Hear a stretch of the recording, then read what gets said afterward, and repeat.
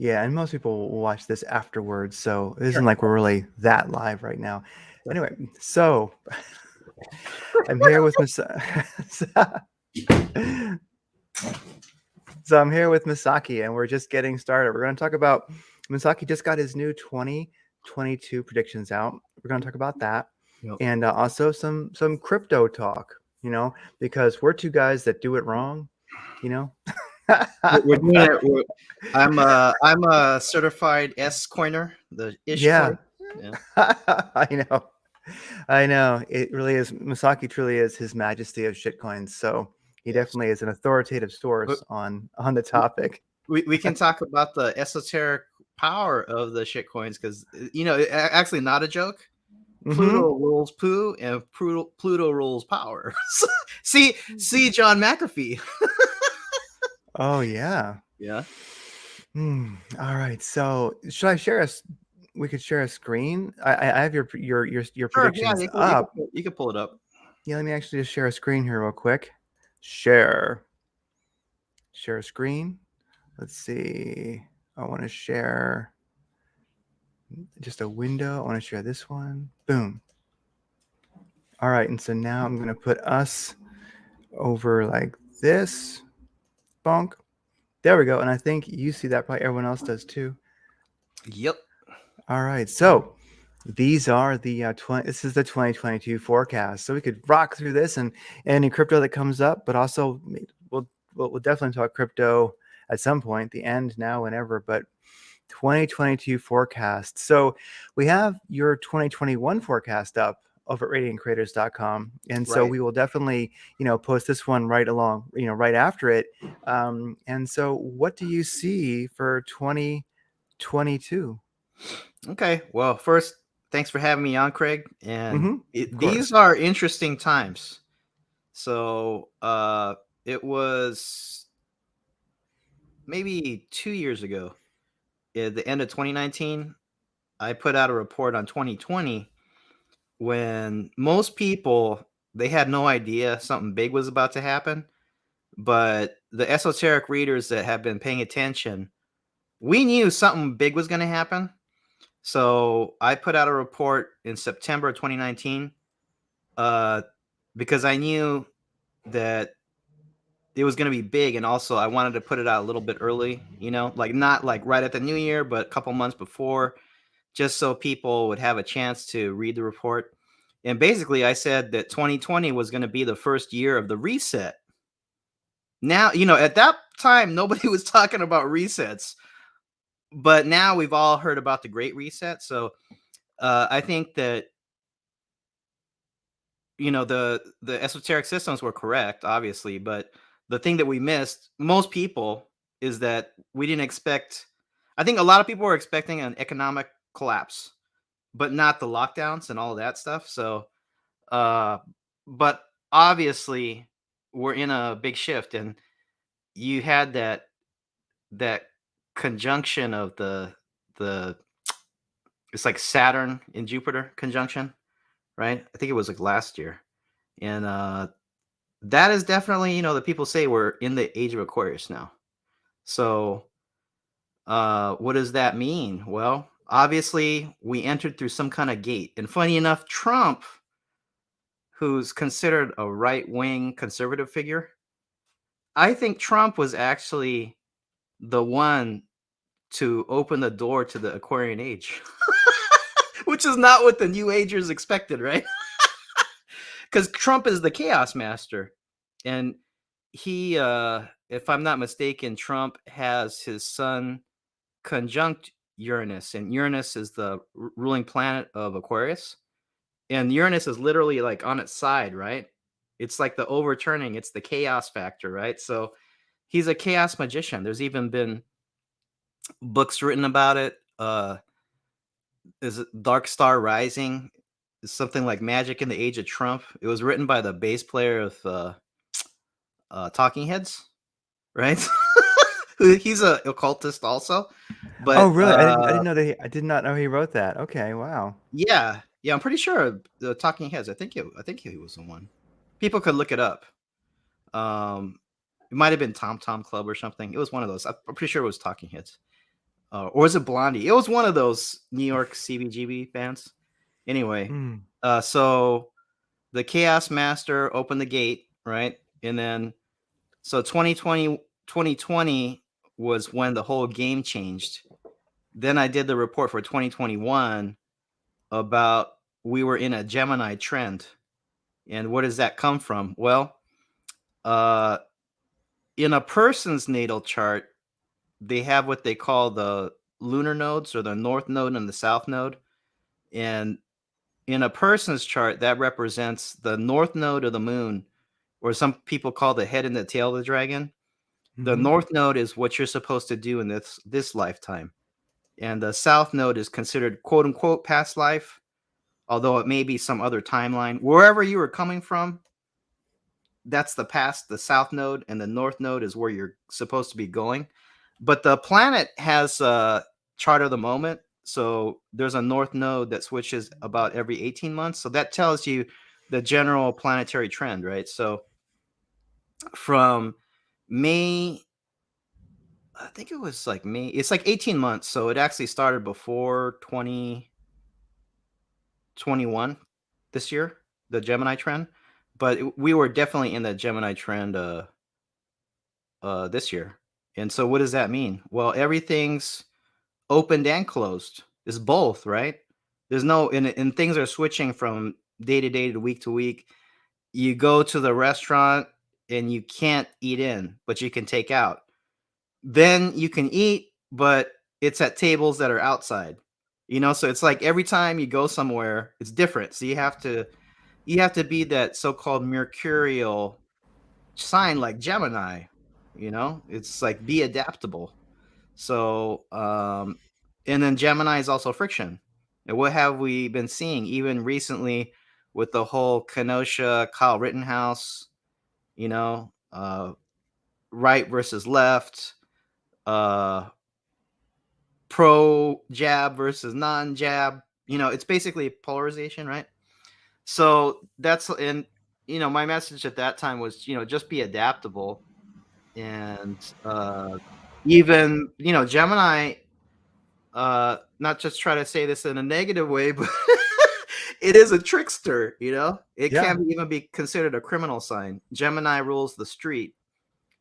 Gemini rules the common people, which you can also maybe correlate with maybe protests and things like that. And so maybe in your conversations, instead of trying to be a truther, which there's always like two signs, there's the opposite sign, the opposite node. So there's Gemini, the opposite sign is Sagittarius. So instead of Mm. trying to be like the preacher and the professor trying to be a truther to people, be the trickster, where you talk in double speak, right? Mm. I You get it. you say something that's truthful, but it could be read both ways, or let's say memes, right? Yeah. Memes are it's an indirect way to get your point across. So being a trickster, a jokester would be more effective. It's sort of like mind virusing people than, Yeah. than trying to be like I'm high and mighty. And because Sagittarius is high tower, that's like it rules like the church. And notice the churches have been closed. You know, Hmm. it rules universities. Universities are just starting to open up now. Sagittarius, it rules the foreigner or foreign travel. Foreign travel has been pretty difficult. But if you notice, all the Gemini trends, they've been much more active. Instead of people going abroad to travel overseas, there was probably an increase in Airbnb, B&Bs, and local travel. Say if I'm in LA, maybe I would go to Santa Barbara for a weekend, that kind of thing, right? So you could see, again, people don't have to believe it, but just look at, everything is signs and symbols and patterns. So if you look at it in that way, I find these esoteric systems to be very informative, right? So we went through the True Node Gemini, which actually started, I think, like in the middle last year because it's like 18 months, right? Ends the node switch in January, so just a little more than a month, right? Switches in January of 2022. And we go from what? We go from true node Gemini to true node Taurus. So Mm. what's the significance of that? Well, you know, Gemini is duality, right? It's the twins. You get the two sides, the two camps, two opposite views. But it's also mutable, or like we were saying, it can flip. It's both, right? When we hit true node Taurus, that's a fixed sign. So that means it's locked in. So there's been a lot of play of back and forth, right? Even I think on purpose they lock it down hard, and then they lift it a little bit, and then they lock it down and they lift it, right? Once we go into true node Taurus, we're locked in for 18 months, right? So I think that what I was saying and what a lot of people were seeing 2 years ago about the economic crisis, it is going to become like the theme of 2022. And if people think that what they have seen as far as like businesses closing and that kind of thing, that was bad, you just wait. You just wait till you see 2022, because we're talking about financial reset, right? A major part of that is a total reformulation into a new system, which probably means the national fiat currencies are going to go away, and we're going to see the rise of digital currencies such as cryptocurrency, but also these what are they called, the CBDCs? It's central banker. They're basically centralized blockchains. Yeah. You're probably getting the worst of both worlds, because it's some kind of stable coin, so you're not even going to get the great gains of crypto, and you're on the blockchain. Right? Yeah. Perfect So, tracking. yeah. But although I started out talking about the astrological view, my primary reading method is numerology. So I kind of use one to play off the other, because you could kind of see if there's a confirmation, right? And there is a confirmation as far as the trends of 2022. So 2022 is 2022. So if you take 222, that's 6, right? And notice there's 3 twos.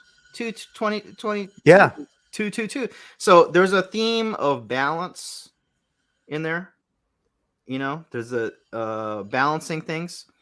And the 6 number, 2022, being a 6 in the numerology, 6 is connected to Venus energy. So Venus also, if you know astrology, Venus rules Taurus. And remember, we were saying next year starts true node Taurus. That's a confirmation.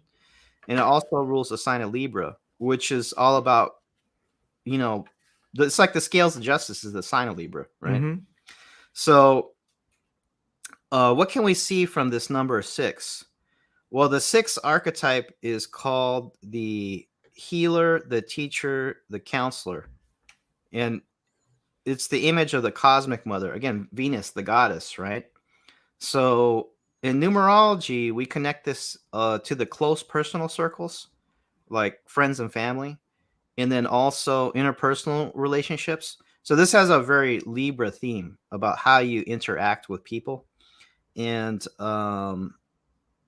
people may even come to you, especially people that say follow Radiant Creators, or more of the alt media people, that if you've been watching this kind of thing for years, I would say on average our kind of people are much more aware and prepared, and probably more grounded than the average public. Now, when we see things happening, it's obviously disturbing to us also, but we're not like quote unquote triggered or put off balance as much as the average public. Because if you understand there's a framework, then you're like, well, I may not like this or that, but we could see there's a rhyme and reason to why things are happening. When the average person, it's all to them, it's all random because they've never really looked at the framework of reality. So to them, I think it's extremely frightening because now everything is very unpredictable to them, right? They have no idea that there is this great reset, that there's a 2030 plan or whatever, right? Um, so 6 being healer, teacher, counselor, or you could say like consultation. Friends and family may be finally coming to you and saying like, hey, like, what do you think about this? Or do you know about crypto? Or, I've been noticing the prices have been going up. Do you think I should stock up? And those kind of things, Mm-hmm. Um, so my prime in numerology, the full combination of the birthday is the day, the month, and the year. If it calculates to 6, you would extra have this. And I have life path 6. So, Craig, I do numerology readings and Yes. help people with, energy tools and those kind of things. So you could see the pattern, right? Also, if you're born on a 6 combination day, say you are born on the 6th of the month, the 15th, 1 and 5 is 6, also applies, right? So, but for the planet as a whole, this is going to be an overriding theme. This the 6 energy. So, what else can we dig into from this? Well, I was saying 6, it rules Taurus. I mean, 6, the Venus energy, the 6 connected to Venus. Venus rules Taurus and Libra. So again, there is an overlap because in astrology, it's true node Taurus, Venus energy, right? Mm. So I think the theme of home and the theme of the home, I connect more to not just relationships, but also kind of material concerns, right? Because it's like food, Yeah. Comfort. energy, power, those kinds of things. So that would be more of a Taurus type theme, but then also the Libra theme connected to Venus, the interpersonal relationships. You know, the Libra is jokingly called friends with everybody, right? So, Mm. Libra people, they're into because that Venus energy rules arts, music, parties, socialization. So, uh, the Libra type really likes to be accepted and well liked, but everything in balance, right? It's funny that the sign of Libra is the scales of justice, and Libra does rule the courts because Libras are inherently unbalanced. Really? Well, the opposite sign is Aries. So there's Mm. actually a lot of hidden aggression behind Libra, but it's done in a diplomatic way, right? Like you look at a lawyer in the court, like the prosecutor can be going at it, but he's doing it in a more controlled diplomatic way, right? Yeah. But Litigious way. Yeah. right. So uh the thing with this Libra aspect of Venus, which is connected to number 6, 2022's 6th year, are you trying to be a pleaser? Are you suppressing your own unique individuality because you're worried about what other people are going to think of you, or trying to conform to the group, right? Because it's a balance. We can't do 100% of only what I want to do. You have to make a compromise for the group or the family, right? But again, it's a balance. And I think this theme is going to be very strong next year because we've been through that splitting phase and coming out of the true node Gemini, Mm. right? And you can even extend this back like 5 years to when Trump was coming in. That was a splitting of not only America, but the entire world. Every country has had factional fighting, basically, right? So, and it's been magnified by the juice, right? So you have the juiced and the unjuiced. And it's Hmm. often even within our own families and circle of friends, and especially in the workplace also. So I think whoever took it, and whoever didn't, they're really not going to take it past this point. And when we hit that true node Taurus, we go from mutable to fixed. So it's locked in, right? And from that point, I think people, it's going to be really put in people's faces, because I know of cases where even there's couples, and one took the, Yes. one didn't. And you got to question, what effects does that have? Is it transmittable? And I think it is. Mm. I've seen cases Yeah. of it. Definitely people who Yeah. their partner in life got went to the Yep. juice factory, and they and now they're magnetic. You know Yep. what I mean? And they Or didn't get rashes and they of, didn't get it. yeah. Yeah. So Yeah. and then I work, physically with people, and I tell you, I can tell when someone's been in the juice factory, not so much after a while, but especially when it's Uh-huh. fresh. Oh yeah. When they have that juice rush, that fresh juice rush. I feel it. Yeah. It makes you pretty ill for a little bit. You gotta shake it off. So yeah. So, people are just going to really have to honestly look at their life and their situation, and what do you want to do? Are you going to conform? How much are you going to conform? Are there people, basically, we don't want to cut them off, but you may have to say, I can only go up to this point or something like that. Well, It's a tough thing, because, I come out of the arts and music community, and mhm. most of them, they all took the juice. So, are they bad people? No. And whenever I'm DJing or doing things musically, artistically, I stand on the shoulders of those people that took the juice, right?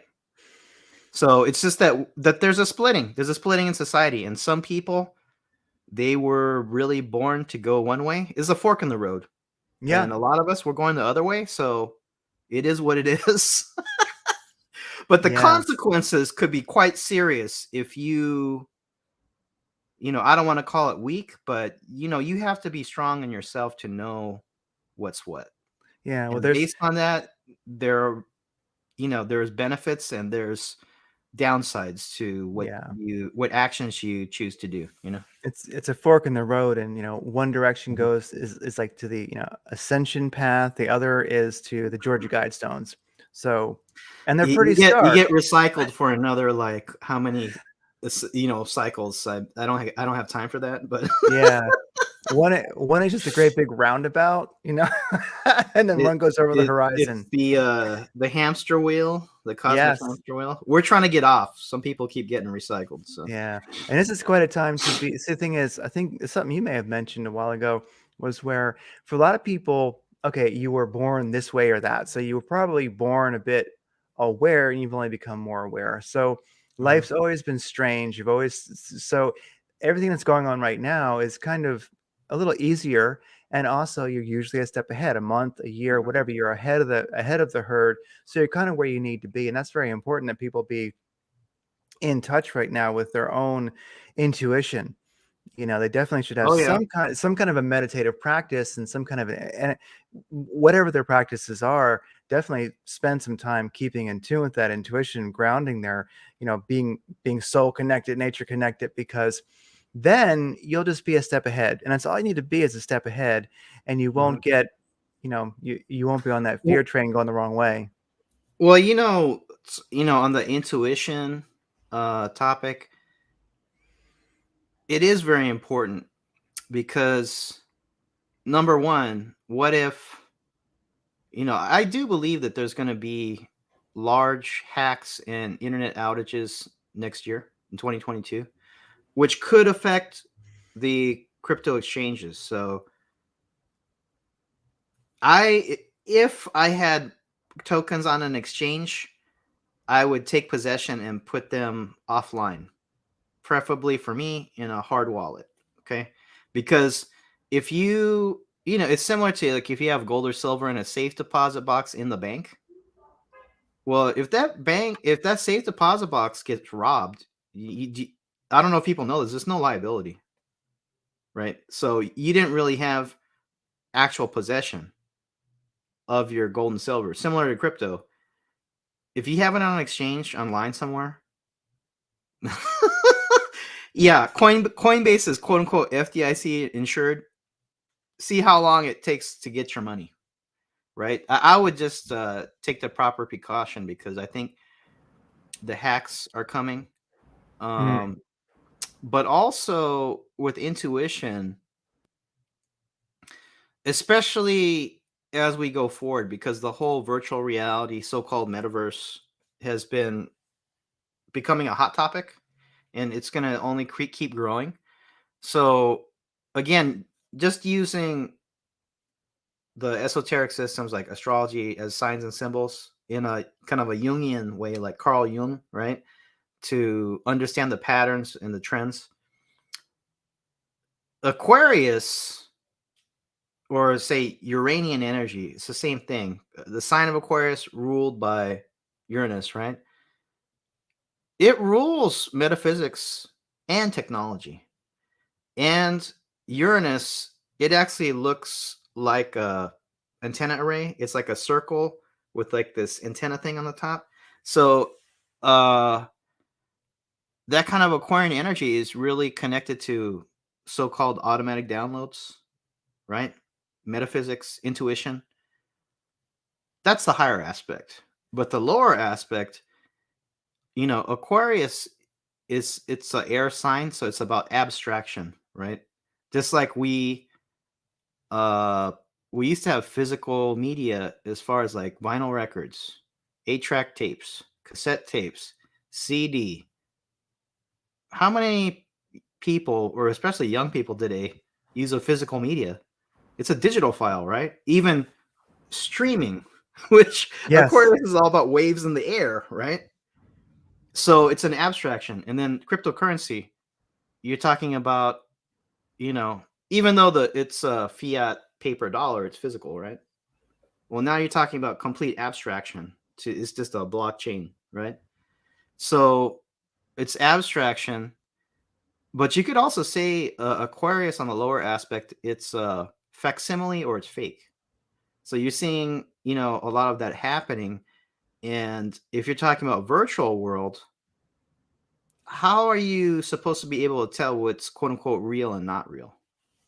Or there's this kind of in between medium of they're calling the hyper reality, where people are wearing these goggles and they're seeing the street view, but there's an overlay of all these things moving around, things like that. Yeah. So how it becomes very, in a way, psychedelic. And I think that Timothy Leary, being one of the early proponents of the so-called cyberpunk, and Timothy Leary was a Harvard professor, also connected to a 3-letter agency Mm-hmm.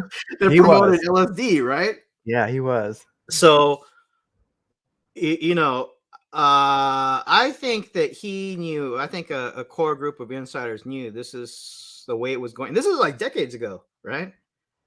That he was an early proponent of cyberpunk, and is it is it a coincidence that this hyper reality, virtual reality, is quite psychedelic, right? But that LSD is connected to the MK Ultra mind control programs, right? Yeah. So why am I bringing this up? Because we were talking about intuition. It's only the people that are intuitive that will be able to see through the BS. Because Yes. you could be shown anything, and even we can't prove it, but there's a lot of indicators to point to the fact that our so-called politicians are not even what they are, what we're seeing on these videos. It seems like they have like a mask, or there's a hard line. I mean, it's not subtle, so I don't know what it is. Is it a mask they're wearing? Is it a deep fake? Is it a projection? Is it CGI? We don't know. But at a certain point, there will be no line right here. You'll just be looking at somebody and they'll look like the person, uh whoever, whether it's on a video, or at a certain point, if you're in virtual reality or some kind of in-between hyper reality, and you're looking at something or you're looking at a person, it'll look completely real to you. The only way that you will be able to tell that there's something off is if you have the so-called psychic intuition, you know? Mm-hmm. Yeah. Yeah, it truly is that line, walk by faith, not by sight, because you need to just know. And that's the thing. I mean, your intuition will let you know what's going on instantly. Mm-hmm. You can just feel it, and that can be a scary time right now for people, because when everything is kind of bullshit, Right. you're just like, oh my gosh, like Oh, w- truth is rare. So well, I know a guy, that I had a health crisis earlier this yes, year, right? I yes. had actually gotten a call from a guy. It was like an itch he couldn't scratch. It was bothering him so much because he's one of these guys that he can see when people are going to die. Oh wow. And it bothered him so much he gave me a call. But this was like a few months before I really started dropping weight and getting sick. Mm-hmm. I was like, who's this? It's BS. Like, what's he talking about? Craig, he was right because I was dying, but I was able to turn it around. Really? And I asked him, because going back to the whole the you know the sight beyond sight, you have the sixth sense, right? Mm-hmm. I said, well, dude, like, since you can see all this stuff, I mean, what does it look to you, since especially like he's basically in the Southern California area, so California, so many people are juiced up now, right?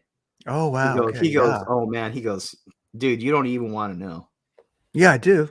Well, I don't know exactly what he's seeing, but he said he sees somebody's about to die. He sees all these black spots. So I don't know what it looks like when people have had several shots of the juice, but he said it ain't nothing good. So yeah, Wow. When they've been to Jamba Juice. yeah. Wow. So yeah, going back to the trends for next year, we talked about the numerology, 6 year Venus energy connected to the sixes.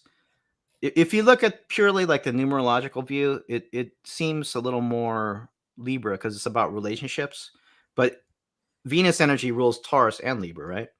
So Yeah. if we go back to just the astrological side, Taurus, true node Taurus. So the trend for the planet is going to be Taurus. The bull, you can see the bull right there, bull of Wall Street, right? Mm-hmm. Um, Taurus is an earth sign. So what does that mean? It rules economy, money, food, material items. Earth sign, the human body. We were just talking about the juice. And the planet Earth sign, right? So definitely the economic overturning chaos revolution is going to be at the forefront. I think also consider that the true node is going to be in Taurus for 18 months. And from 2017 to 2026, we are in a transit called Uranus in Taurus, which is, what does that mean?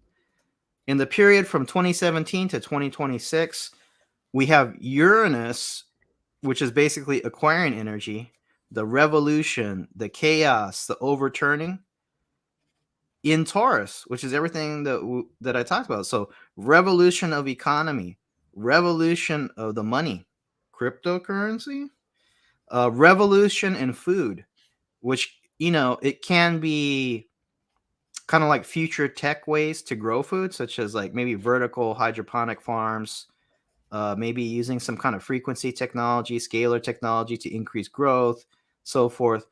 That would be the positive side. On the other side, it would be maybe putting every calorie, every food item on the blockchain, maybe for nefarious purposes to track it for a social credit score.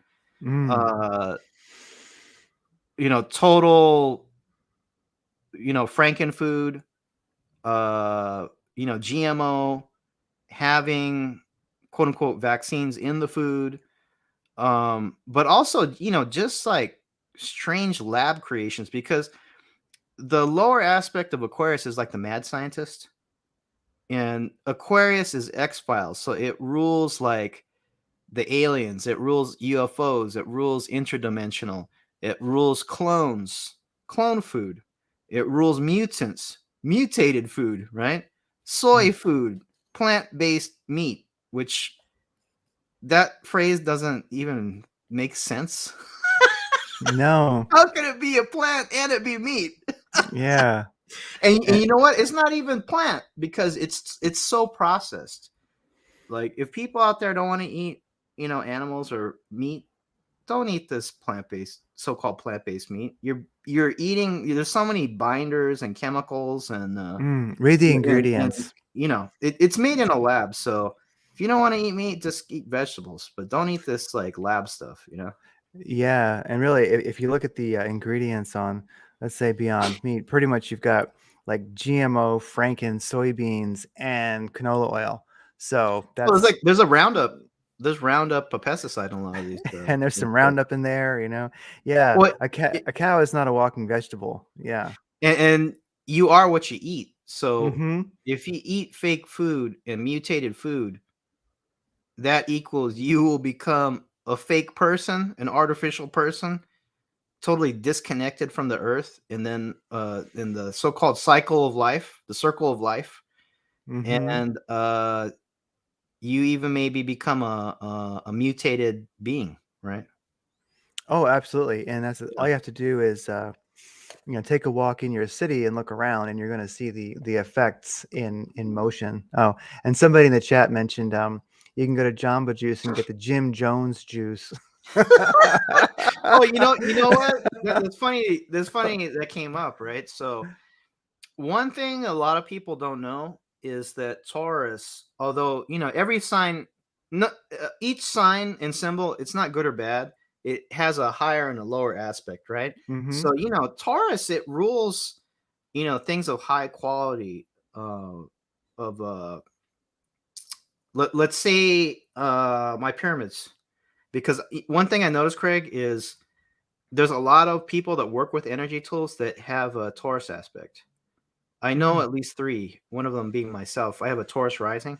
And if you Yes. look what I do, Taurus is an earth sign, right? Mm-hmm. Crystals, metals, the earth materials to make a sculpture, energy sculpture, the pyramid, right? And then, I have an eye for the quality. I actually have a lot of Libra, and I have Taurus energy. So, if you're talking about art, sculpture, that kind of thing, is very much a Taurian thing, which is great, right? But Taurus people, fixed sign are hard hits. So the, Mm-hmm. the fixed signs would be like Aquarius. Aquarius, Leo, and Taurus, Scorpio, right? Yeah. So I have heavy Scorpio and Taurus energy. Oh, wow. Yeah, Yeah. Scorpio is So challenging. you talk about, and that's another thing. There's a lot of changes going on right now, and so people with a lot of fixed energy, we've been getting our ass whooped. And you notice, Mm. like, I almost died earlier this year because I basically overworked. So I had to be physically stopped to change direction. So if there's any like Aquarius, Leo, Scorpio, Taurus people out there, you know what I'm talking about. Oh, yeah. Because we're in a time of change. We're in this Aquarius, Uranus, like whoop, right? So people that are like Gemini, kind of Virgo, like they're mercurial, they're like the MMA, Brazilian jiu-jitsu people, they get to slip out, or they can just shift, and it's a lot easier for them. If you're very fixed, you're like a rock, and so like the shifting is like very difficult. It could be very dramatic. Let's put it that way. Yeah. Like I was doing the same thing 24/7 for 7 years, making pyramids, and then it's a hard shift, like you know. So, uh, Mm. but yeah. So one thing that a lot of people don't know is Taurus, being a fixed sign, it rules cult leaders, cults, and dictators. Why? Because it's a fixed sign. So it's like Jim Jones in the People's Temple in Guyana. It's like we're going all the way. We're not deviating. We're going to go all the way to the end. We're going to drink the Kool-Aid. We're not switching. It's a fixed sign, right? So 2022, True No Taurus in the Uranus and Taurus trend, right? So Uranus is sort of like Aquarian. You might even call that New Age in Taurus, in True Nodes. So it's like a doubling up, right? The True Nodes in Taurus, and we're already in this Uranus and Taurus trend. It's doubling up now. That's why I think this whole reset theme is really going to come to a peak. Like the first step was 2020. Now 2022 is like the second phase, right? We're just about to tip into this like second phase, and I wouldn't be surprised to see a lot of cult activity. And when I say cult, it might be different than what some people think, because Trump was a cult. That was a cult of personality, right? Q was a cult. Q is a type of cult. So, and even like Craig from Radiant Creators, or definitely a cult leader. Pyramids, it could be like a fanfare. It's like a cult, right? Yeah. It's not necessarily bad, but it's a very fixed mentality, right? And if you kind of project forward, and you know that we're about to take a huge step down as far as like economics.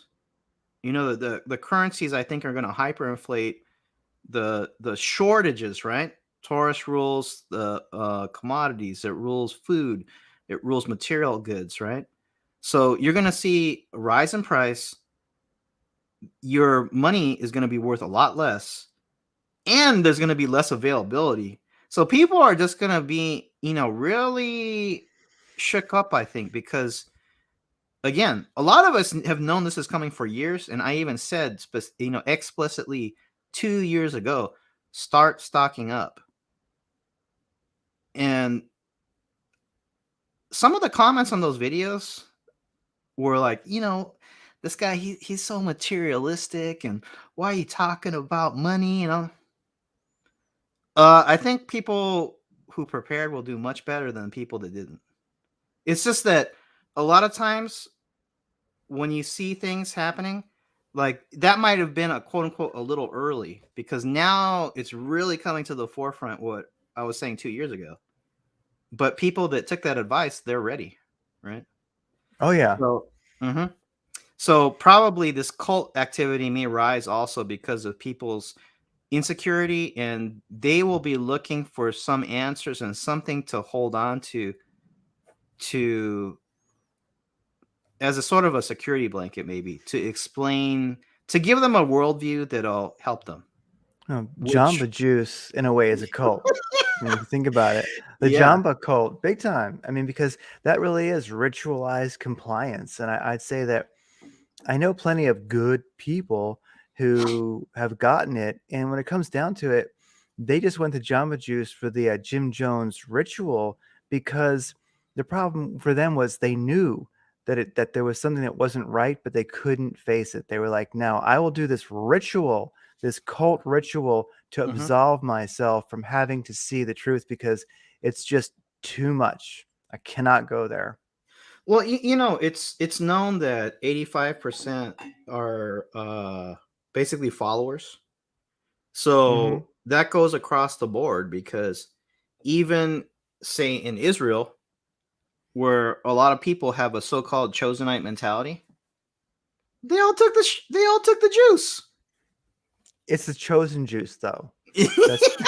So that goes to show you, no matter what group, if it's conservative, if it's far left, if you're a chosenite, it's 85% are pure followers. It's not like they're bad people, but let me tell this story. Yeah. One of my buddies, he grew up in the South. Okay, rural upbringing. So when he was on the farm, because he knows what's up. So when in the last 2 years, it was like very noticeable, right? I was telling him, like, man, we always knew, but to really see it, like, basically everything, one of the good things, you can see where people are. It's all out in the open. It's on the table now. You could see Oh where yeah. people are, right? Oh Even a yeah. lot of Absolutely. so-called truthers, Mm-hmm. it's like, well, you were saying all this stuff, and then I see you doing this. What's that about, right? He said, you know what? It brings me back to when I was growing up on the farm. When we used to slaughter the hogs, I said, well, how do you do it? He goes, well, you put the food in the trough, and all the pigs they start eating, right? Then you pull one away, and you shoot it in the head, and that's then what happens? They go, oh, they get scared, but all you can do, you throw more food in the trough, and they go right back to eating. Then you pull another one away, and you shoot it in the head. That's very much like what's happened to human beings right now, you know. Mm. And then there'll be one pig saying, hey, I think there's something weird going on. That they're pulling, the homeboy out by the shed over there, and the other pigs are like, nah, that's a conspiracy theory. Farmer John wouldn't do that to us. Farmer Yeah. John would not do us like that. Oh yeah. There's there's this one pig screaming, chemtrails are making the frogs gay. But you know what? Uh, although it's totally true, I think that hard truth is a bitter pill to accept for most people, that even though human beings are supposedly higher up on the scale, we very much still fit into animal psychology, Well, right? yeah, evolutionary psychology. I mean, whenever I've read depictions of things by evolutionary psychologists, I mean, they're just seeing humans as pretty much a fancy wolf, basically, and you know, and yeah, and That so might be a little too generous. yeah, too generous, yeah, and well, that's the truth. For many people, evolutionary psychology is absolutely correct. It is their motivation in life. That's pretty much it, you know.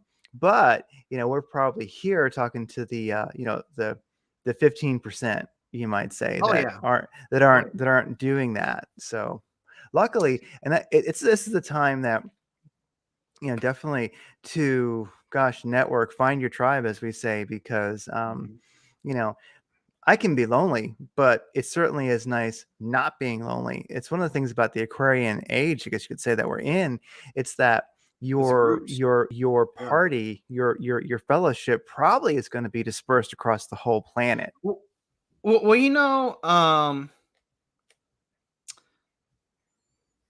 the power of the group.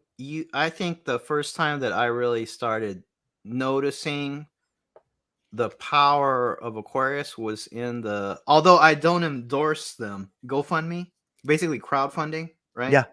Because GoFundMe, they've been shutting people down for their political views, but basically crowdfunding, that was extremely powerful. That didn't really exist before, where somebody gets in a car accident, they have to pay for a funeral or something. Mm-hmm. In past times, people would just be out of luck, but or let's say it's a lot quicker and a lot more powerful through the social media and internet, that crowdfunding, because now if somebody's in need, the help comes, and it's extremely powerful in that way.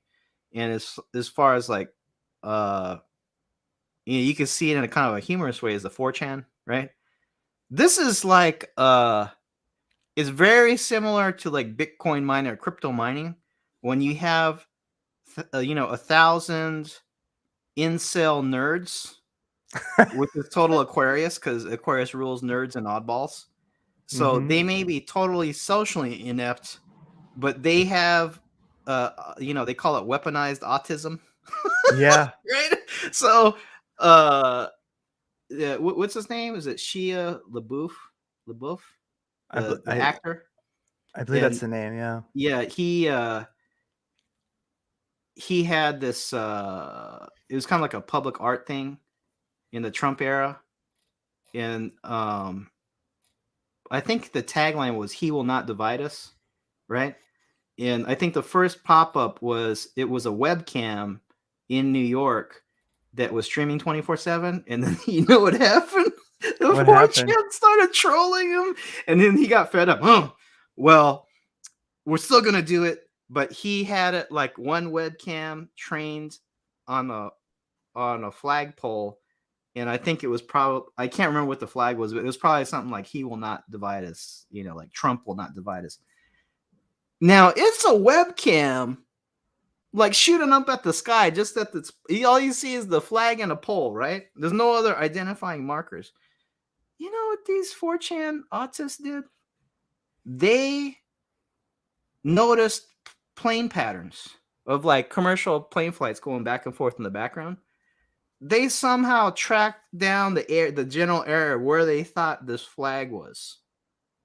Then they sent somebody out and to honk a horn until they could hear the horn on the webcam.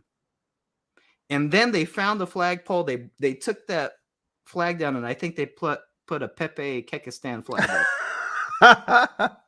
I mean, this is the power of the group. You get enough autists together. It's like mining. Like it's not a joke. You get a bunch of nerds together.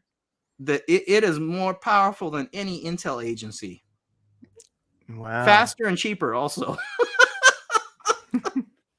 Right? Oh gosh. So that there is a power in the group. But what is because again, there's always a higher aspect, lower aspect. What's the lower aspect? It's kind of like what we were talking about. It's the hive mind. Because in any age, there's a flavor to the age, right?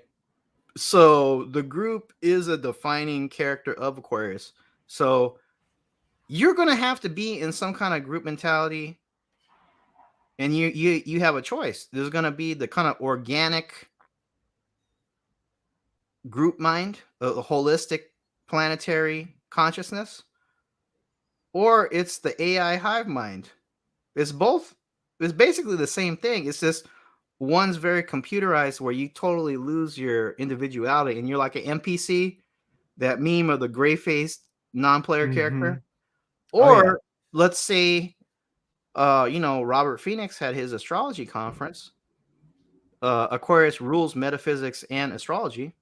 And we all came together under a common understanding, but we had, widely different opinions. We're coming from all different walks of life, all different age ranges, but we had a common understanding, but we retained our individuality, right? So that's a higher aspect. So, and I would say this, even though we are in and it's about to get even more chaotic, if you understand the trend and you go with the higher aspect of the trend, you will do much better, even excel in these times of total chaos. Because it's similar to like if I do a reading on a person as an individual, right? Based on the chart, based on the birthday, based on the name, you have, these numbers. It's like everybody comes, or like astrology too, natal chart, right? Everybody comes in with a poker hand. It's a kind of a personality profile. And if you're supposed to say you were born with a lot of 8 energy, which is Saturn Capricorn, and you're always working for other people, or you've never really tried to do your own business, well, this chart tells me business person.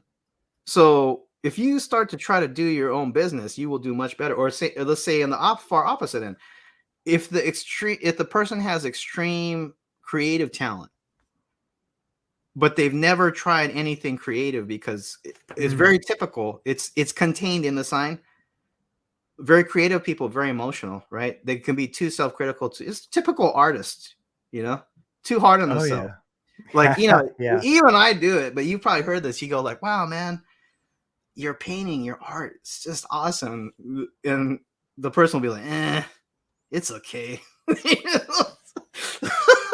So if you have that kind of talent and you've never done it, you should be why? It may not work for other people, but if it's in your setup, it's going to work for you. You got to go with your strengths, right? So the personality, so that's the benefit of an esoteric understanding, esoteric reading. Everything has a trend, it's a flow, or the personality is like a river, right? So if you go with what your strengths are, everything will start coming in. Money, opportunities, things will be easier. But because I think it's natural. Again, we're talking about herd pack mentality, right? Most people, they feel very uncomfortable if they're going against the mainstream, right? Mm. And then also, I think our natural independent streak is beaten out of us the older we get, right?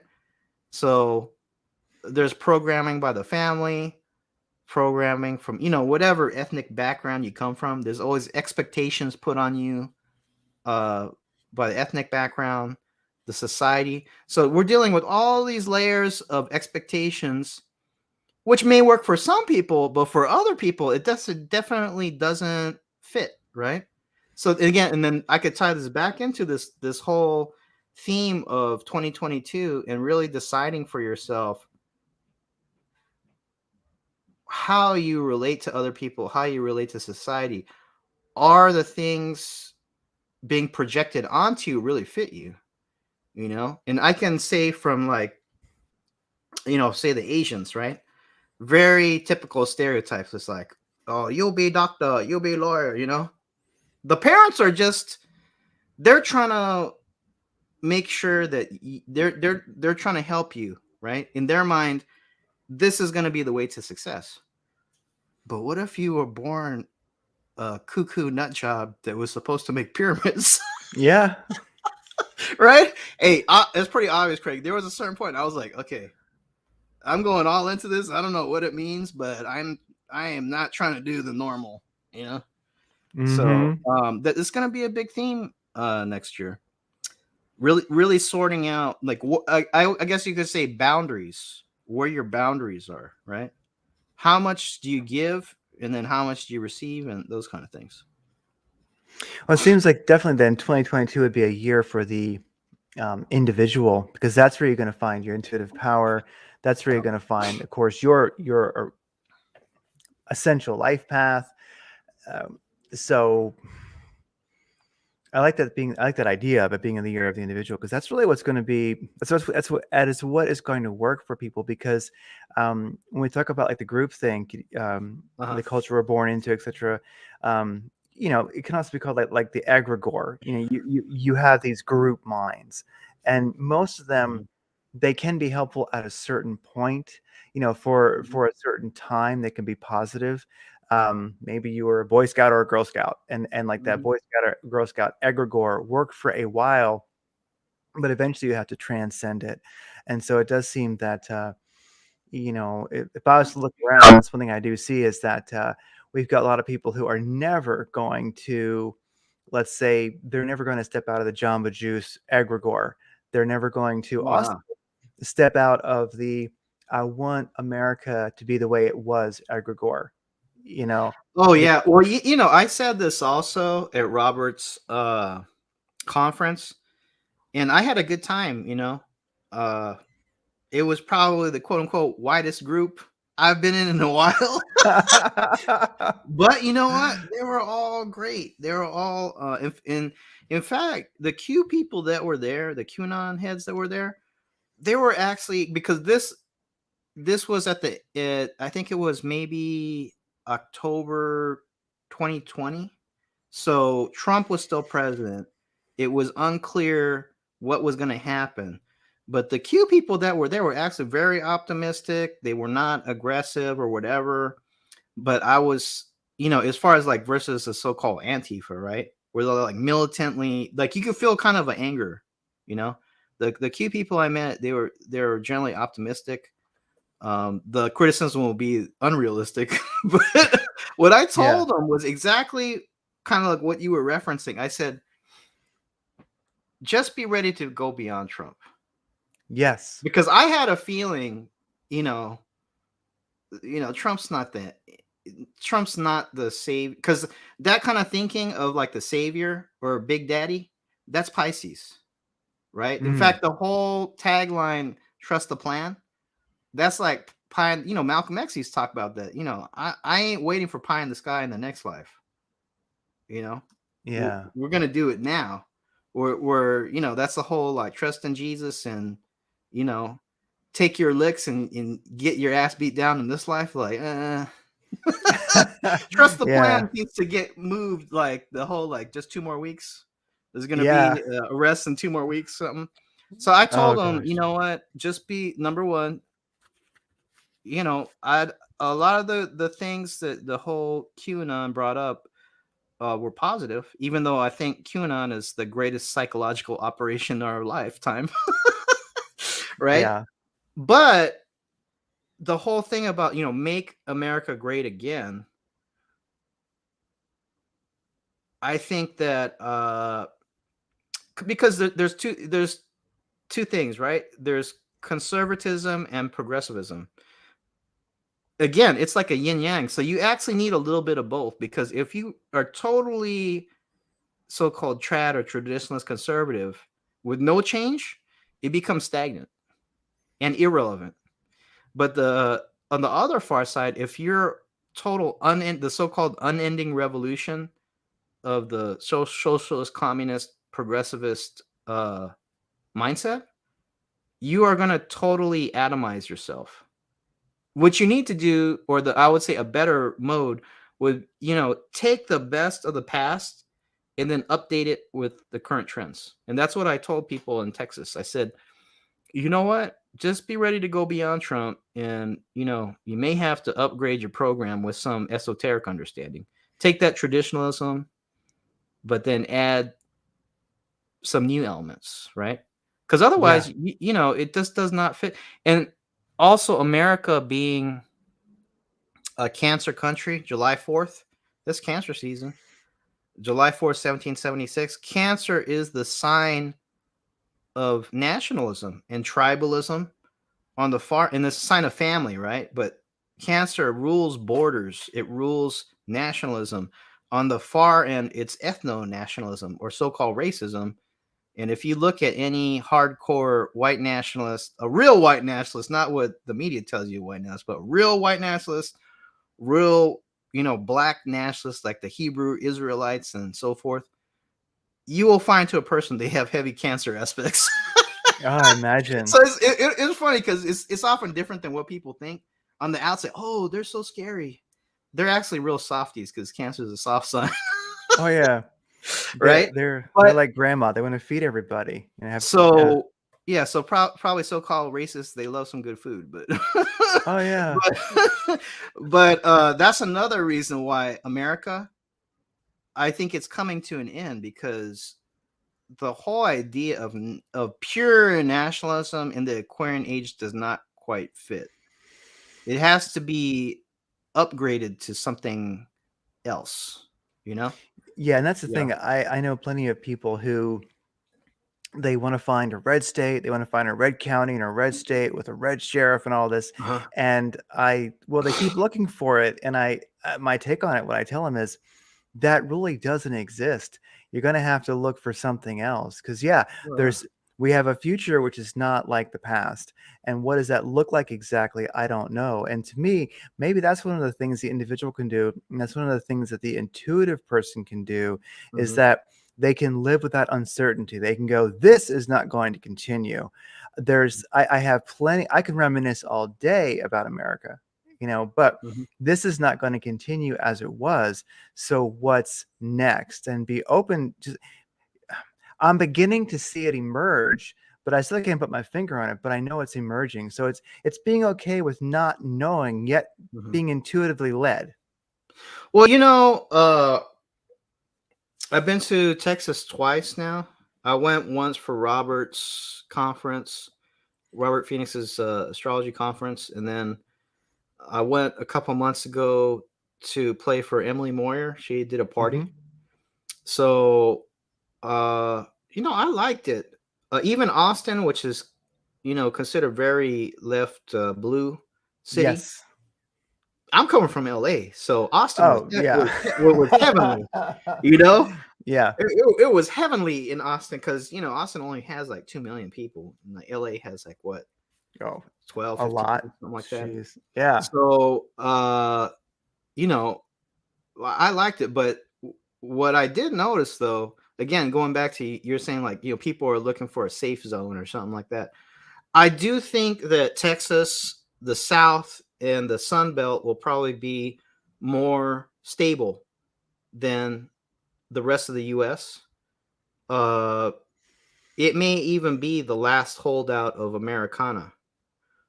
But, downtown Austin, they have Google, there's Apple, Tesla moved in, Dell's in North Austin. So, all those kind of deep state companies, they're already there. So don't think you escaped.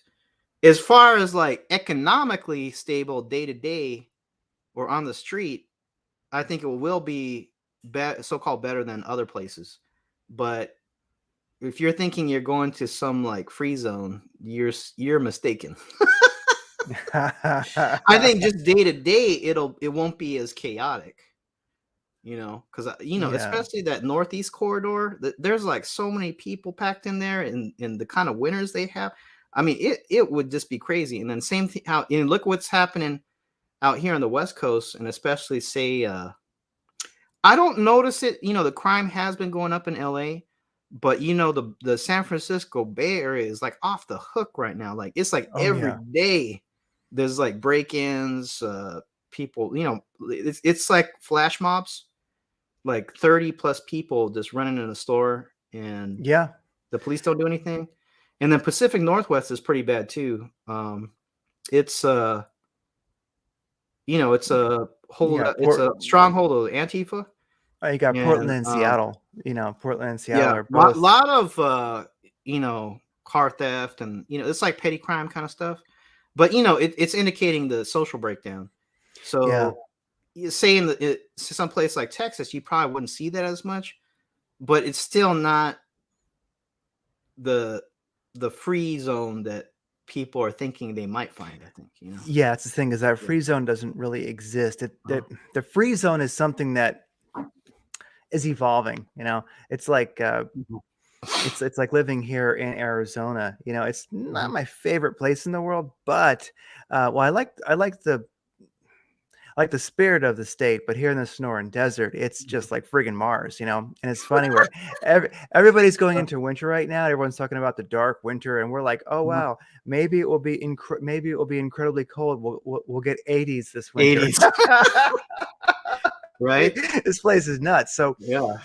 really, place is a big deal. So yeah, I don't know how to recommend to anybody, where to go, like if they're looking for the ultimate. Well, the thing is, like, whether you want like a blue city and a blue state, like whether you want to go that socialism route, which I don't think many people listening do, or you want to go the ultimate, libertarian, I've got my 10 acres and a big fence around it, I'm growing walnuts and selling them at the farmers market route, whatever.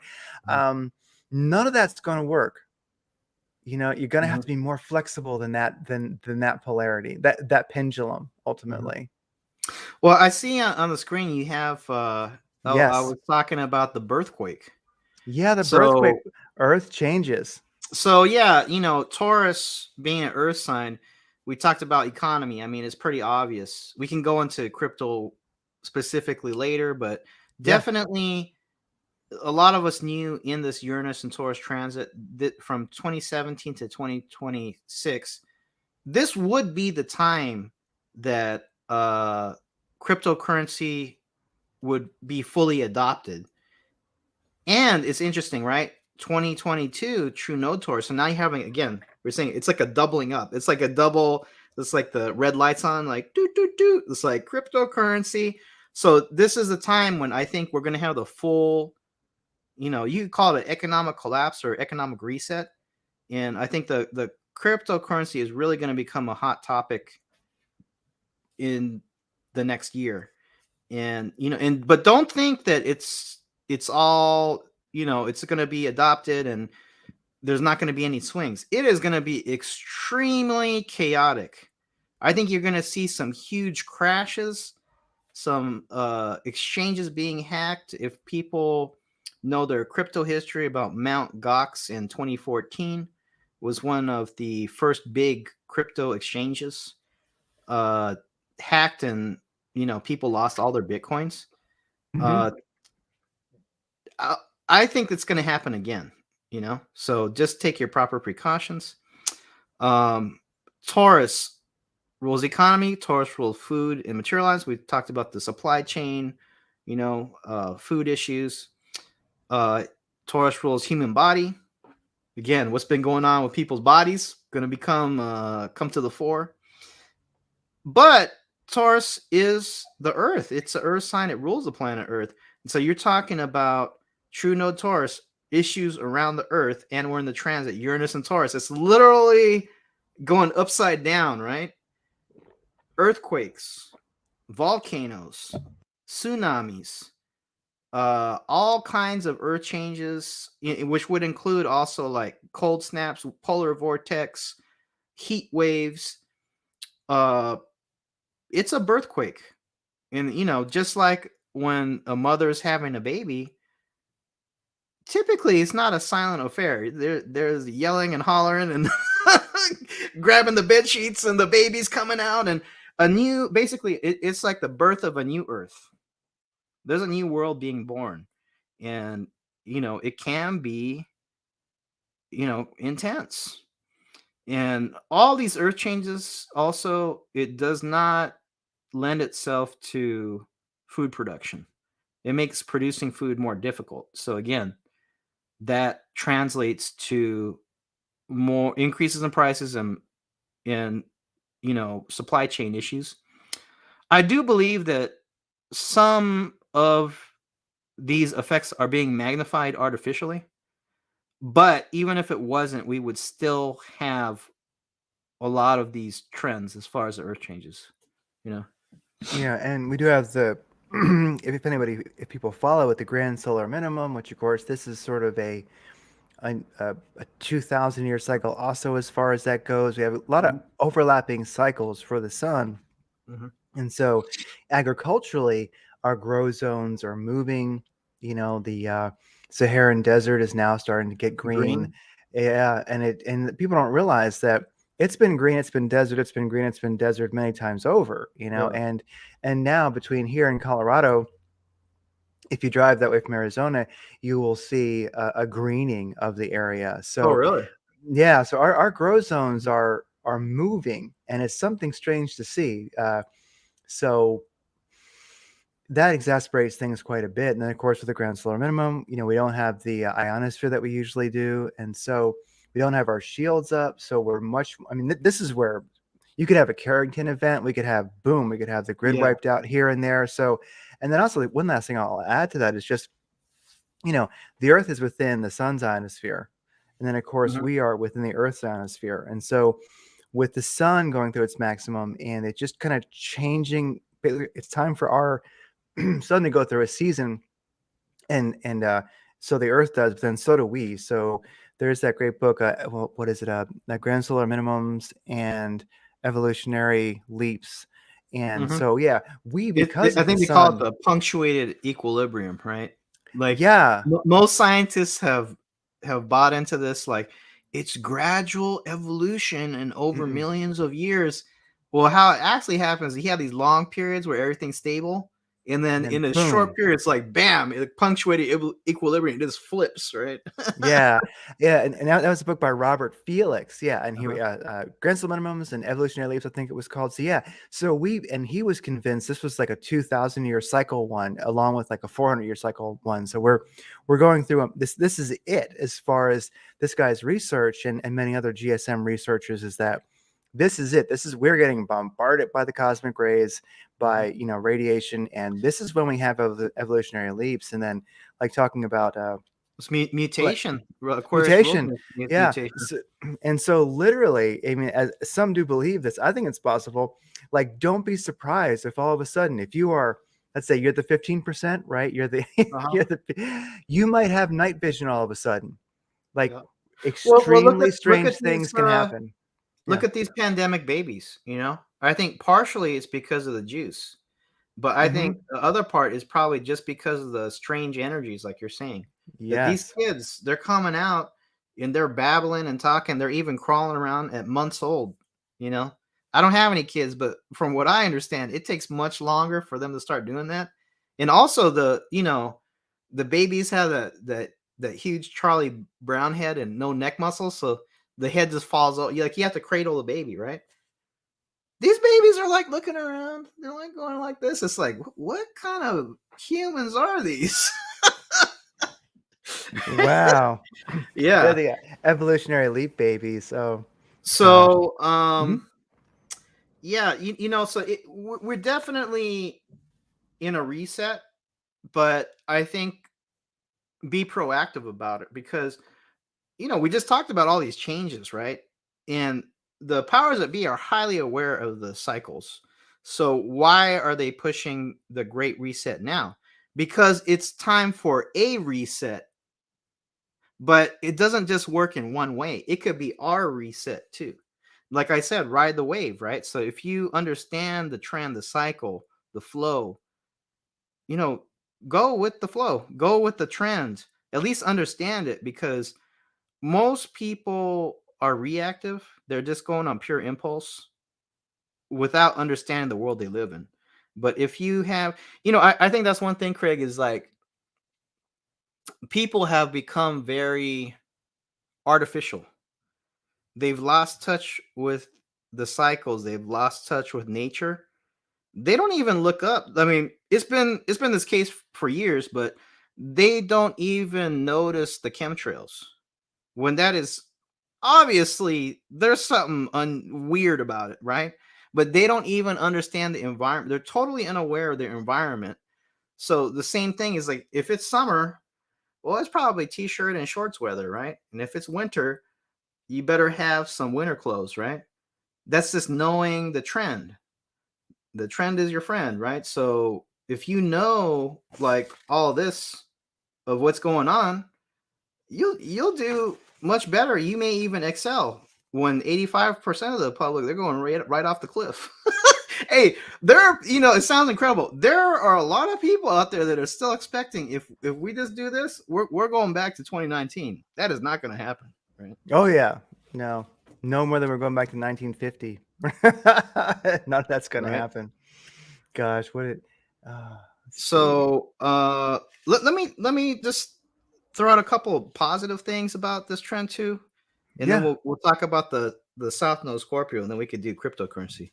But so yeah, I'm sure there's a lot of your listeners, people that watch a show, that they may even be holistic practitioners or Mm-hmm. aware or dabble in metaphysics as far as like reading systems, astrology, numerology. The gematria, the Kabbalistic numerology is getting real big with that water is above crypto.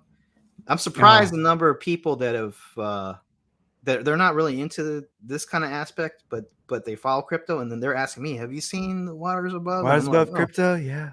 the Yeah. gematria is because that's the thing, right? Cryptocurrency is a very Aquarian concept, and Aquarius rules astrology also and metaphysics. Crypto people do not care where Mm-mm. these indicators come from as long as it makes money. Right? Oh, it's So there true. you're seeing the intersection of the metaphysics and the blockchain. That's total Aquarius right there. So I would say, people that are either actively involved in some kind of metaphysical area, do more of it. Or if you've been doing it as like a side hobby, you maybe dowsing, uh, doing readings, that kind of thing. There is a great potential and need actually for more people to be doing this because there's not enough. There's not enough of us to service the public. So you talk about job security. There's one thing the AI cannot do. The AI ain't psychic. So Mm-hmm. you have infinite job security now. Yeah, Yeah. maybe we are the Jedi Knights because the AI apparently cannot do the woo woo stuff. No, it So definitely can't. Yeah. and even if you were above board, like pure financial or like above board business, if you inform what you're doing with a metaphysical element, it gives you a much better roadmap than the people that don't, you know? So I really see that, you know, don't be fearful of the times we're in. I can tell you honestly, it is disturbing to me when I see a lot of things going on, but I don't have any fear about it. In fact, make it your reset. Let's make it our reset. And because this is the thing, right? They're imploding the system. So there's a lot of people, that 85%, they're just like deer in the headlights, and they're just gonna take whatever comes, some the UBI, whatever, But in imploding the system, there's an incredible amount of energy released. When the market goes up vertical or down, as a trader, up or down, it doesn't matter. There's opportunities in there, and they are blowing out the system because you have to basically clean the slate to install the new program, right? And that is Aquarius. Aquarius is inherently destructive because you have to destroy the old to bring the new, right? So that's why Aquarius is chaotic, because there's a lot of fear around Aquarius because the new thing is a little bit scary. So instead of just, I would say, be proactive. Don't just sit back. I think a lot of people, myself included, for years, we were looking at the alternative research, but there's a certain point where you've learned enough. And if you're just sitting back, armchair conspiracy theorist, it's kind of like fear porn or conspiracy porn. There's a certain point where it's like, okay, I learned enough. Now, practically, where do we go from here, right? In my case, I started making energy tools like the orgone pyramids, tensoring energy pendants, doing metaphysical readings, numerology readings, doing some crypto consulting now, very Aquarian, right? So I took it in a direction, and it is very empowering. And I could tell you this, Craig, one thing that I have proven to myself is I could lose everything and be working tomorrow, because all I need is a phone line or internet connection. I don't need anything physical. It's all in here. And I have proven to myself I can make money from nothing, right? Because I have the knowledge to start doing readings. Or let's just say I started from zero. I just had to buy some materials. It's just plastic, resin, crystal, and metal particles or metal shavings, right? To another person, this is junk. But I took nothing and I made it into something, right? And so that's the thing, is there's a lot of fear put in us because a lot of people, they took the juice not for health reasons, but for economic reasons, because they were scared about the future. But one thing is, a lot of that fear is gone from myself, because I've proven to myself, no matter what happens, tomorrow I'll be okay. So that's the thing. And trust me, I've got my butt whooped over the years, but it channeled me in this direction. And so it really is the time for the true Aquarians, the real oddballs, the freaks, the weirdos. The fringe becomes the center, because Aquarius rules us, basically. The fringe becomes the center. I like that. Yeah, if you've been an oddball, you're just ahead of the curve. So, South Node Scorpio. So there's always two nodes, right? The above board trend will be Taurus, true node Taurus, but the opposite pole, opposite node of Taurus is Scorpio. So Scorpio, it rules the occult, witchcraft, right? I wouldn't be surprised if you see a visible uptick in open occult activity. It could be so-called white magic or black magic, but you're gonna see a lot of, I guess I don't know what you call it, spiritual battle. You're gonna see some. I wouldn't be surprised if the high strange cranks up to a whole new level in 2022. I don't know what that's gonna look like, but if you see UFOs in the sky, there's something in the corner of your eye or something, You know, that's what the trend says. South Node Mm-hmm. Scorpio is those darker things coming out. Also, you know, Scorpio 8th house, that's the sex and death house. So you could see a lot of sexual scandals come out, you know. We already know about Biden and so forth, and there's probably going to be more. But even though a lot of Oh. the, you know, our kind of people, they know about it, the general public still hasn't really paid attention. So you may see some large sexual scandals break out. And Mrs. Uh-huh. Maxwell, what's her name? Oh, Give Ghislaine? some, Ghislaine, yeah, Maxwell. She's getting ready to testify right as the new year Mhm, starts, so that will be interesting. You know. mhm. Well, also, Robert Phoenix brought this up. He says South Node Scorpios, they're coming for your money because Hmm. Taurus rules money and economy, right? Yeah. Scorpio rules other people's money. Oh, corporate endeavors. So Yeah. they're coming for your money. And you can see this in the socialist communist kind of direction things are going in. And you could say just general theft and petty crime on the street. South Node Scorpio does represent that. So, in a positive sense, though, Scorpio ruling other people's money. The greatest trade I ever did, Craig, was for one of my relatives, not myself, Mm-hmm. because I put Mm. them in Shiba Inu in March. Oh yeah. And that was Even like, you know, if you look at the curve, that was like at ground zero. wow. Gosh. Yeah. And now they So own Canada. if you had put in $1,000 in early March in Shiba Inu, you probably would have gotten around 6 billion tokens. Which, you know, the price has dropped, but recently that would probably be what, you know, it's hundreds of thousands of dollars for $1,000. Oh yeah. You'd be doing Yeah. good. Yeah, I would say that So yeah, I got into Shiba Inu was that was my like for one trade, that was my greatest gains ever. oh So yeah. Well, you know, there was a guy recently, or a guy, could be a gal. We don't know, but the wallet play, it was like within the last week, it was $500 million for 12 trillion tokens of Shiba Inu. You mm-hmm. think Shiba Inu is just a shitcoin?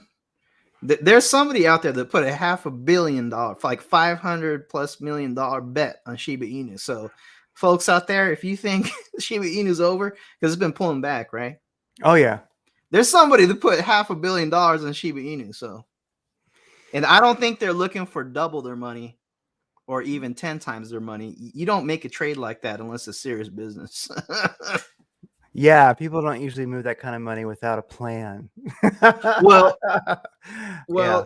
you know, we could start talking about We have the crypto. conclusion that I mentioned. So you Yeah. mentioned conclusion, and Oh then yeah. along with that, I just would mention it's the opposite of Taurus is Scorpio, and when Yeah. you see the antifa, when you see that the riots that we saw earlier, you know, like well this year, they're all wearing black. It looks very Scorpio, Scorpionic, yeah. Scorpio, Well, scorpionic. because the ruler of uh that kind of scorpionic energy is like Pluto, right? Mm-hmm. You know, eighth house is like sex and death, right? Yeah, There's two and portal houses. There's Scorpio, the eighth house, sex and death, and then there's Pisces, 12th house. It's two because literally you pass from this world, right? The Pisces, Neptune Pisces, you really don't have control over it, but the eighth house is all about control. mm, But it's connected to it's underworld, right? It's underworld. yeah, So, wow. yeah. And Taurus also, well, since Taurus is ruled by Venus, I mean, does that have an artistic expression too in Oh 2022? yeah. Well, I would say that, you know, maybe take time to beautify your home. Mm-hmm. Uh Play some music. Yeah. Maybe do something as because you know we are in kind of in intense times. So maybe having some off time or hobby or time to enjoy yourself. you know? Whatever it connects you to the experience of life, for sure. Well, yeah, because people have like the strong Taurus rising energy, etc. The kind of a natural artist, and so to well, we've interviewed Duncan Laurie, about radionics and Yeah. such, and so yeah, and then of course the energy machines that you create. Um, these things are really important. There's that great I can't quote it, I forget how it goes, but that great poem by Rumi just called a tent. The whole Mhm. world can be shit, but we are here in the tent, and there's peace here. There's no news, no new news here. There's no mainstream media. There's no craziness. This is where the peace is. And so I think that, gosh, there's that biblical line, in peace in the midst of hell. You might want to cultivate your space to be that peace, because if you Mhm. cultivate that energy, that will help you stay within that It peace, it's within that it's intuition. you could say we are creating a radiant zone. A Our radiant home is our zone. castle. We live in a radiant zone. Yeah. We live in a high energy zone in our space, right? Well, Yes. interestingly enough, the radionics, it really had a peak actually in the 70s oil crisis, because Mm. the farmers didn't have a lot of money. Fertilizer is and gas is connected to petroleum, right? So their costs were off the charts, similar to now. Oh, yeah. So there were farmers and people in agriculture that started to look in non-traditional areas to increase crop growth, which you can do through the holographic influence of radionics. In fact, if people know the KRT, the Kelly Research Tech, consider the Rolls Royce of radionics.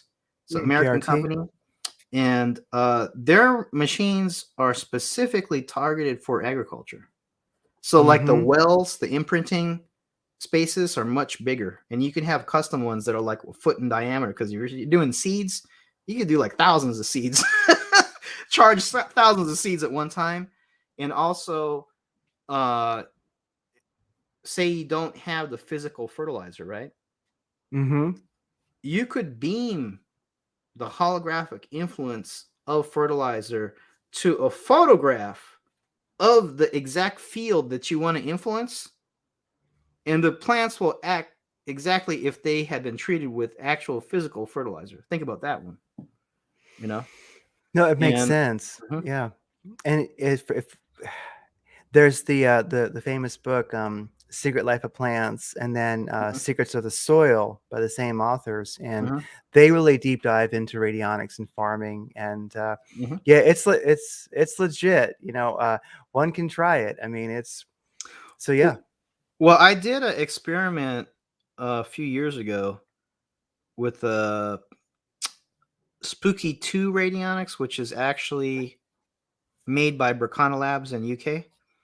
It's called Spooky 2 radionics because it's a 3-dial radionics board powered by Spooky 2 generator.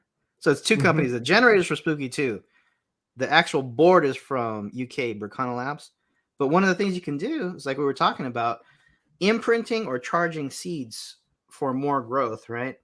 I thought this was very interesting. So I actually did it. I wasn't the first one to do it, but I wanted to see if this actually worked and if it was real. And so I charged some seeds, and they could be any kind of seeds, Craig. Hmm. Wink, wink. I happen to use tomato seeds, but you could use other seeds. Wink, wink. And I I I, uh I charged it for about 45 minutes. One time, these are the bare seeds, right, on the imprinting surface. One time before planting, and I had two pots. And so it was one pack of tomato seeds. Half of them I used as a control, untreated, and the other half I imprinted and treated, right? So I put them in two pots, same pot, same soil, same water, same sunlight. The only difference is one pot was treated seeds, the other one was untreated. After 5 weeks, the treated seeds were the plant was about 4 times bigger than the untreated. And the only difference was the energetic imprint. And so how much did that cost to get? Now, I didn't finish it to the point where it would bear tomatoes or fruits, but you can assume there's going to be more fruit on the bigger Oh plant, yeah. right? And so what was the cost of that after the cost of the equipment? Probably like pennies, because it's just electricity. I mean, it was Oh yeah. 45 minutes at like, maybe it was like 10 or 20 volts, but 45 minutes. It's basically free. Yeah. You know why? It's this. Yeah, it is. It's the understanding that this is even possible. Mm-hmm. Yeah. And you make So, a great yeah. booster puck for the Berkana Labs radionics machine, which you can see there in the Oh yeah. on the screen Yeah, if you one's can see looking. the photo. That's the 3-dial. Yeah. That little puck there, that's from Makeda.com. That's the Masaki I site. think I have like 2 left because I'm closing shop soon as far as shipping Yeah. items. And I've But got one, and it's sweet. It's a powerful. nice booster little puck there. So yeah, and if you don't have a Spooky 2 machine, of course you can just use the Berkana Labs radionics machine and just put a crystal there for power. So, you Yeah. know, if Well, you're a lot of these boards, they will work if it's unpowered, but obviously Mhm. it's much more powerful if you have a powered frequency. Oh Now, yeah. interestingly, so on the screen there, you see there's a 3-dial board where the pyramid is, where that gold disc is. That's like the input Mhm. surface. There's a circle under the And that's disc. the puck. Then Yeah. where the quartz pyramid is, that's the output. So I actually put the seeds on that output. Interesting, Craig. The frequency that is a quote unquote growth frequency that I charge the seeds with, I didn't find this out for years, but the frequency comes from the so-called music of the spheres, or each Mm. planet has a particular tone or vibration associated with it. So the growth frequency is actually the vibration or frequency of Jupiter.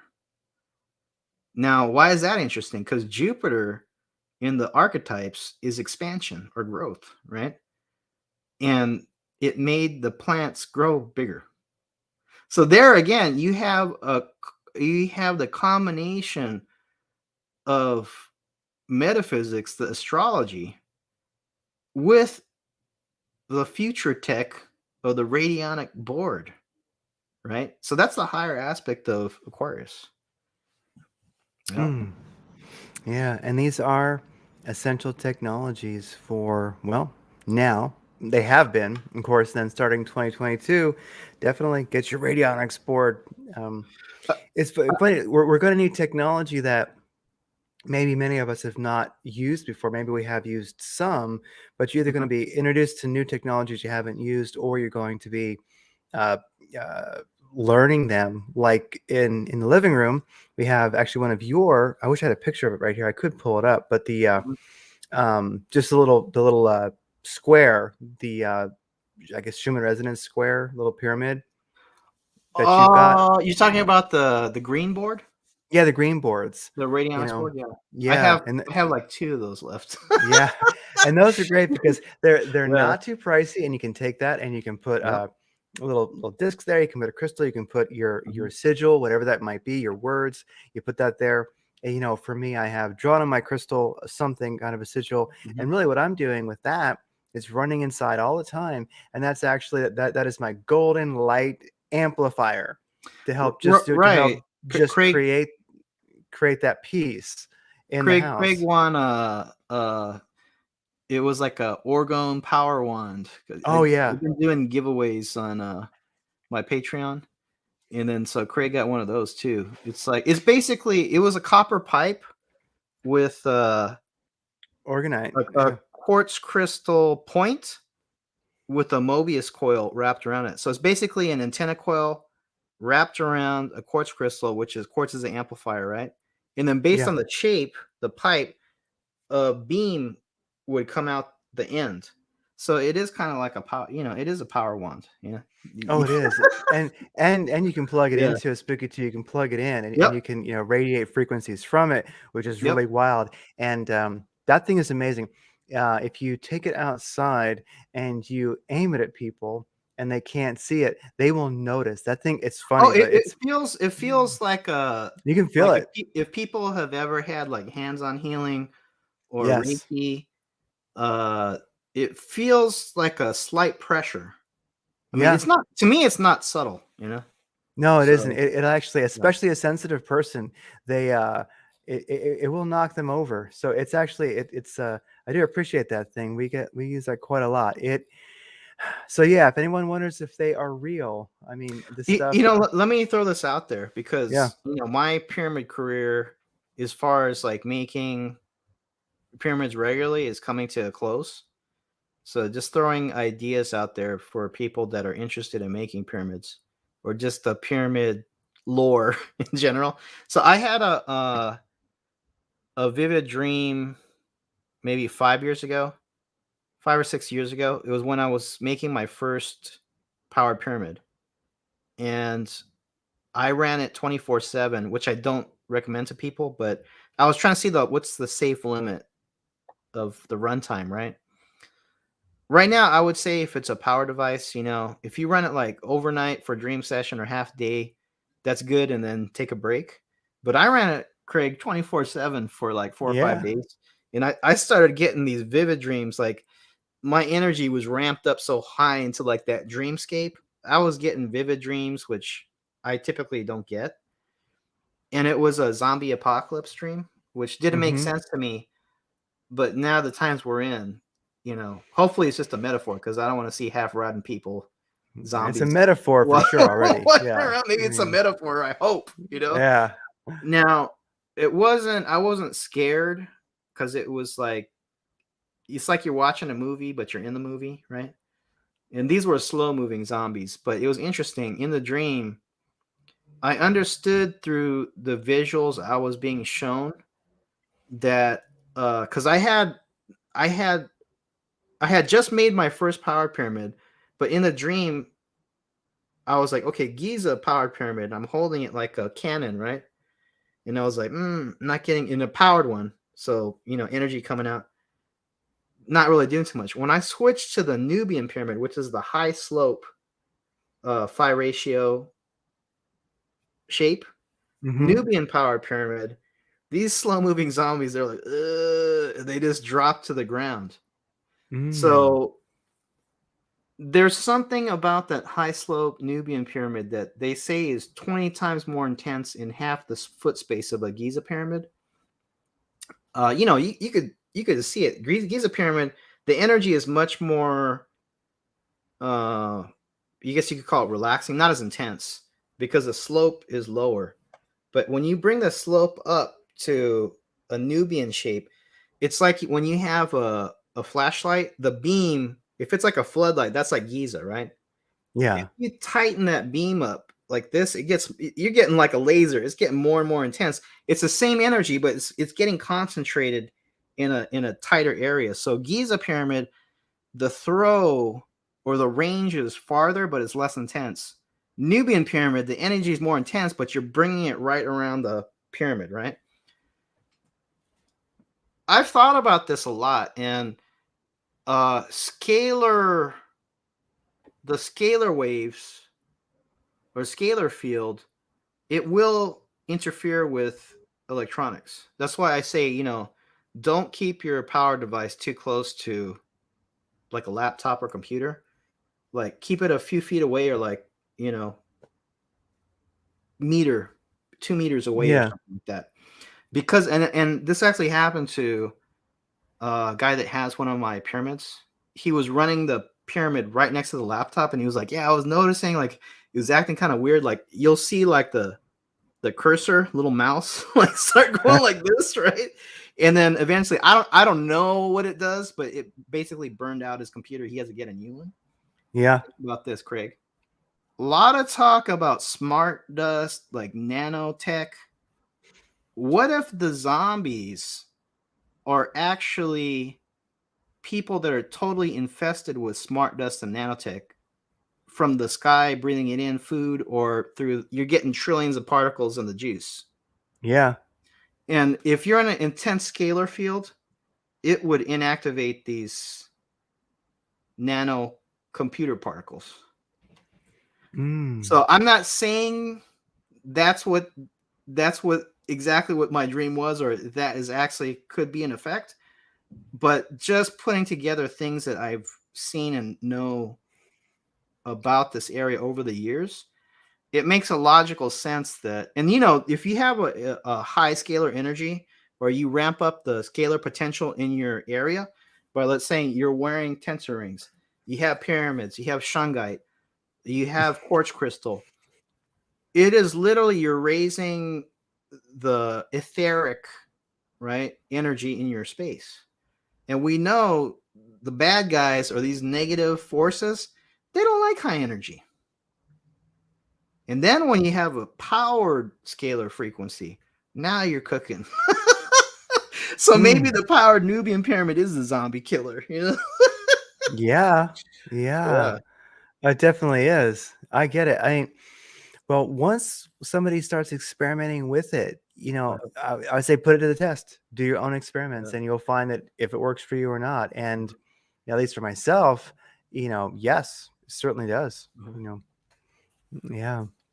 So, Well, and you mentioned incels, the incel. I was thinking maybe there could be an ITA, the Incel Troll Service Agency. ITA. Incel Troll Agency. Don't mess with them. Yeah. Well, what's funny is a meme coin that it just came out recently, but it went 100x and then it pulled back. Doge Bonk. You seen this one? It's a BSC No. coin. So the whole bonk meme, it's sort of a Doge meme, but it's not the original Doge. It's this one called Cheems, and Cheems comes from a Shiba dog in Hong Kong. And the Cheems meme, Cheems, he's an autistic Shiba. They call him Cheems because he can't say cheeseburger right. He says Cheeseburger. And then so it started from that. That's why they call him Cheems. And then Cheems started doing this bonk thing where he carries a baseball bat, and when people are quote unquote horny, he bonks them on the head. And it goes back to the whole thing of these incels that Aquarius is basically, the Aquarius energy has a superior mind, but because it is an air sign, which is like mental, right? But they often have no capability of social skills, right? So you're talking about the computer nerd, the incel, right? And then, because I think it's two factors. One, the social relations have been broken down on purpose. There's been like 100+ year campaign to break down the relations between men and women. And if you can't even make a relationship or a family, how's you supposed to defend yourself against the state, right? Yeah. Right. So it's partly that, but also just men and women don't have the social skills anymore. So it's led to a lot of young men simping or giving donations to OnlyFans girls, right? Yeah. But I think there's a sense of shame, and they kind of know it's unhealthy.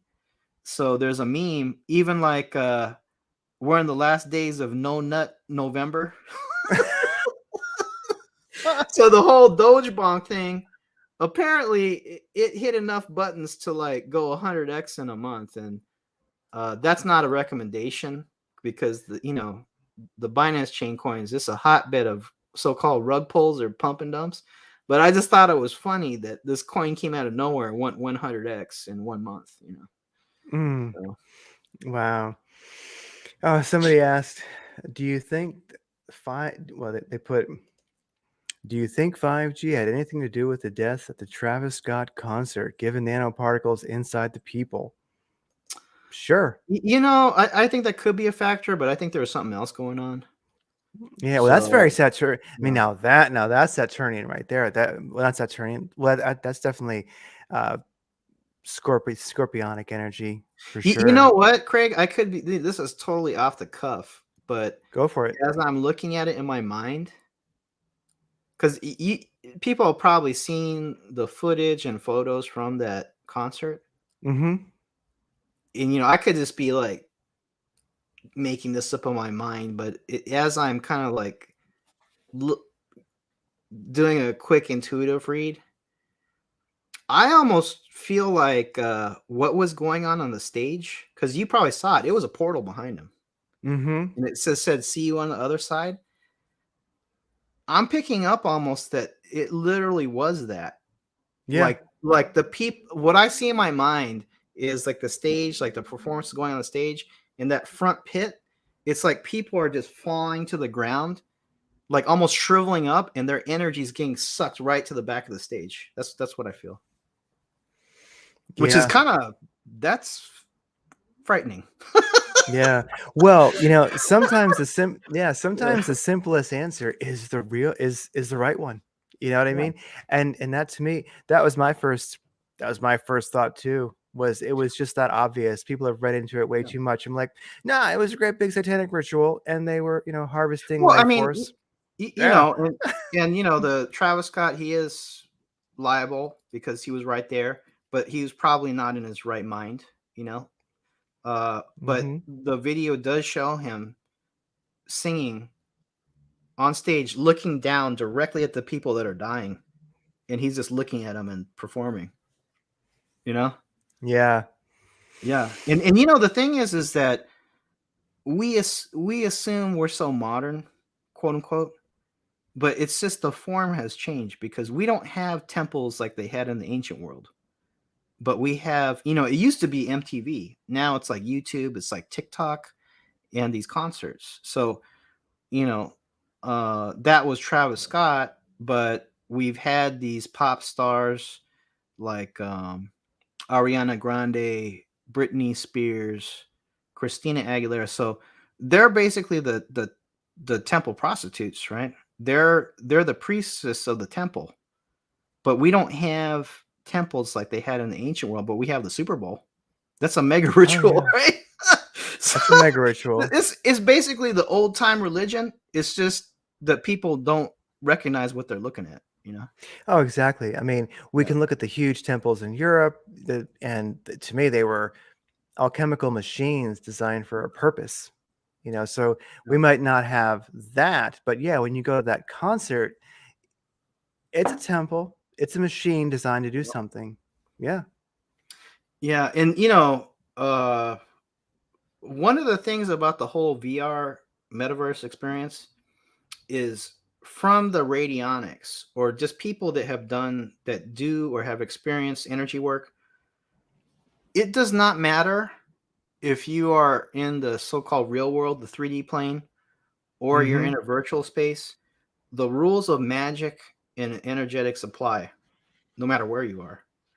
And that gets deep because in the radionics, you have the influence. It's like the input. They call the trend, right? The input, what you want to happen. What's the influence? Then there's the output or the witness. So the Mm-hmm. trend, input, witness, output. The witness is the target, right? So it's very interesting because it bends your concept of how reality really works. So let's say you have on the output, where do you want the signal, where do you want the influence to go to? You could have, just like in voodoo, you could have a DNA sample. Get a hair Yes. sample, make sure the little follicles on there, that the DNA's in there, put it on the output. That's a holographic piece of that person, right? Yeah. So whatever the influence is, could be positive. You could do healing work, or it could be some black magic, right? It's just a tool. Could do either, but that's how you send the influence to a person. Now you could have a photograph, right? Physical photograph, put that on the output. That photograph is the holographic imprint of the person. But it's actually more significant because if you had like a pure machine, like you put the photo, nothing will happen. Why? Because it's the operator to Yes. connect the points. You need an organic human operator to make the working happen. They call radionic working, and the working comes from magical working. So we understand that you could have DNA sample. you can have a photograph. But Craig, if you take that photograph and you put it on this black mirror, the scrying mirror of the smart device, and you have the photo here, and you put this phone on the output of the radionics board, there's Yes. no difference. Mm-hmm. Now check this out.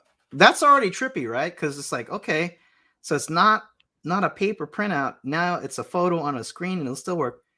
If you take that photo Yes. of a JPEG and you put it on this USB stick, and you put this USB stick on the output, it still works.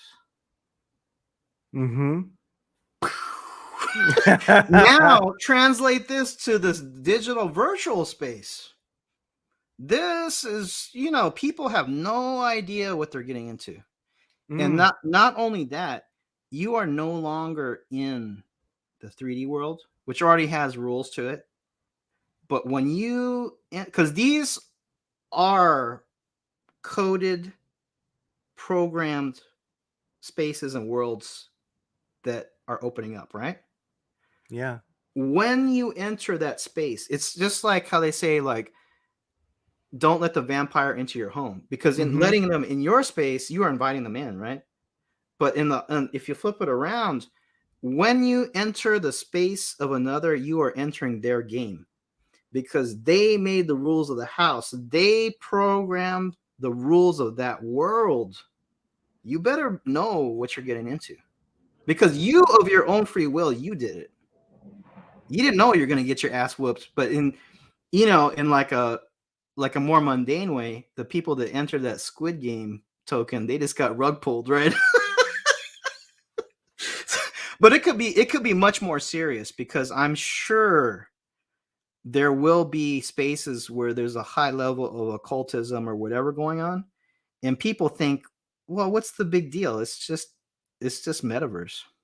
You better think about that. Yeah, I mean, it's taking visualization, you could Yeah. say, to a whole, well, to physical reality within Yeah. that metaverse. So, yeah, there's a lot there. Yeah. Well, and it's a little different, but of course, when in the movie The Matrix, when you go into the Matrix, if you die in the Matrix, do you die in real life? It's like, yes, because the mind makes it real. So, Yep. yeah, we're only scratching the surface of 2022 is going to be quite interesting. And yeah, as we see more and more of those VR headsets, myself, they're creepy. I can't even deal with putting one on, but that's just me. Everyone's different. I know they Oh can yeah. be fun, but to me, it's far too, at this point in time, let's say my intuition, it's too creepy. I can't deal with it. Well, there's going to be a certain point to, right now you need those goggles, right? Mm-hmm. At a certain point, it's going to be implants. Yeah. But at a point past that, your body will be so full of nanobots, you just close your eyes and you're there.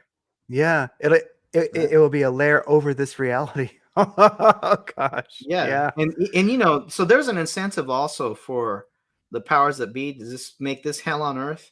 They're going to try to make, look at why is it always that every sci-fi movie, it's the worst trash dump you ever seen, like Blade Runner, where it's like high tech, but it just looks like hobos and like Skid Row. Yeah. It's like the Tenderloin times 1,000, or the downtown LA or something. So they have an incentive now to make the world hell on earth, to make the metaverse, virtual reality appealing, right? And Mm. also people will be poor. So it's like, well, I can't travel because I don't have enough carbon credits, but I could travel in the virtual world, or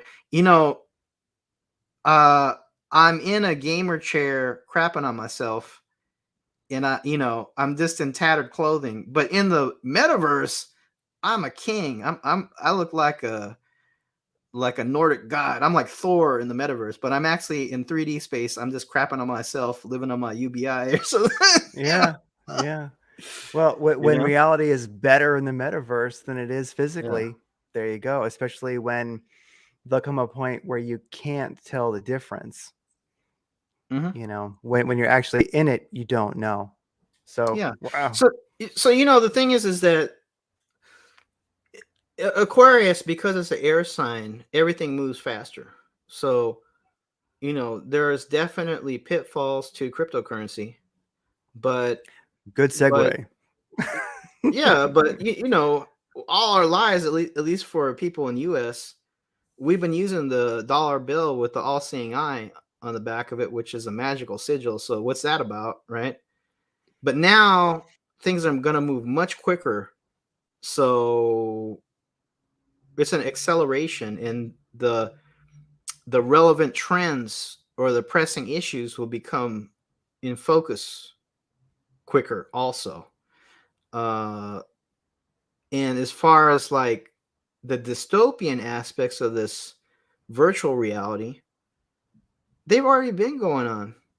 The drug addicts now, trust me, there's going to be crackheads in this virtual space.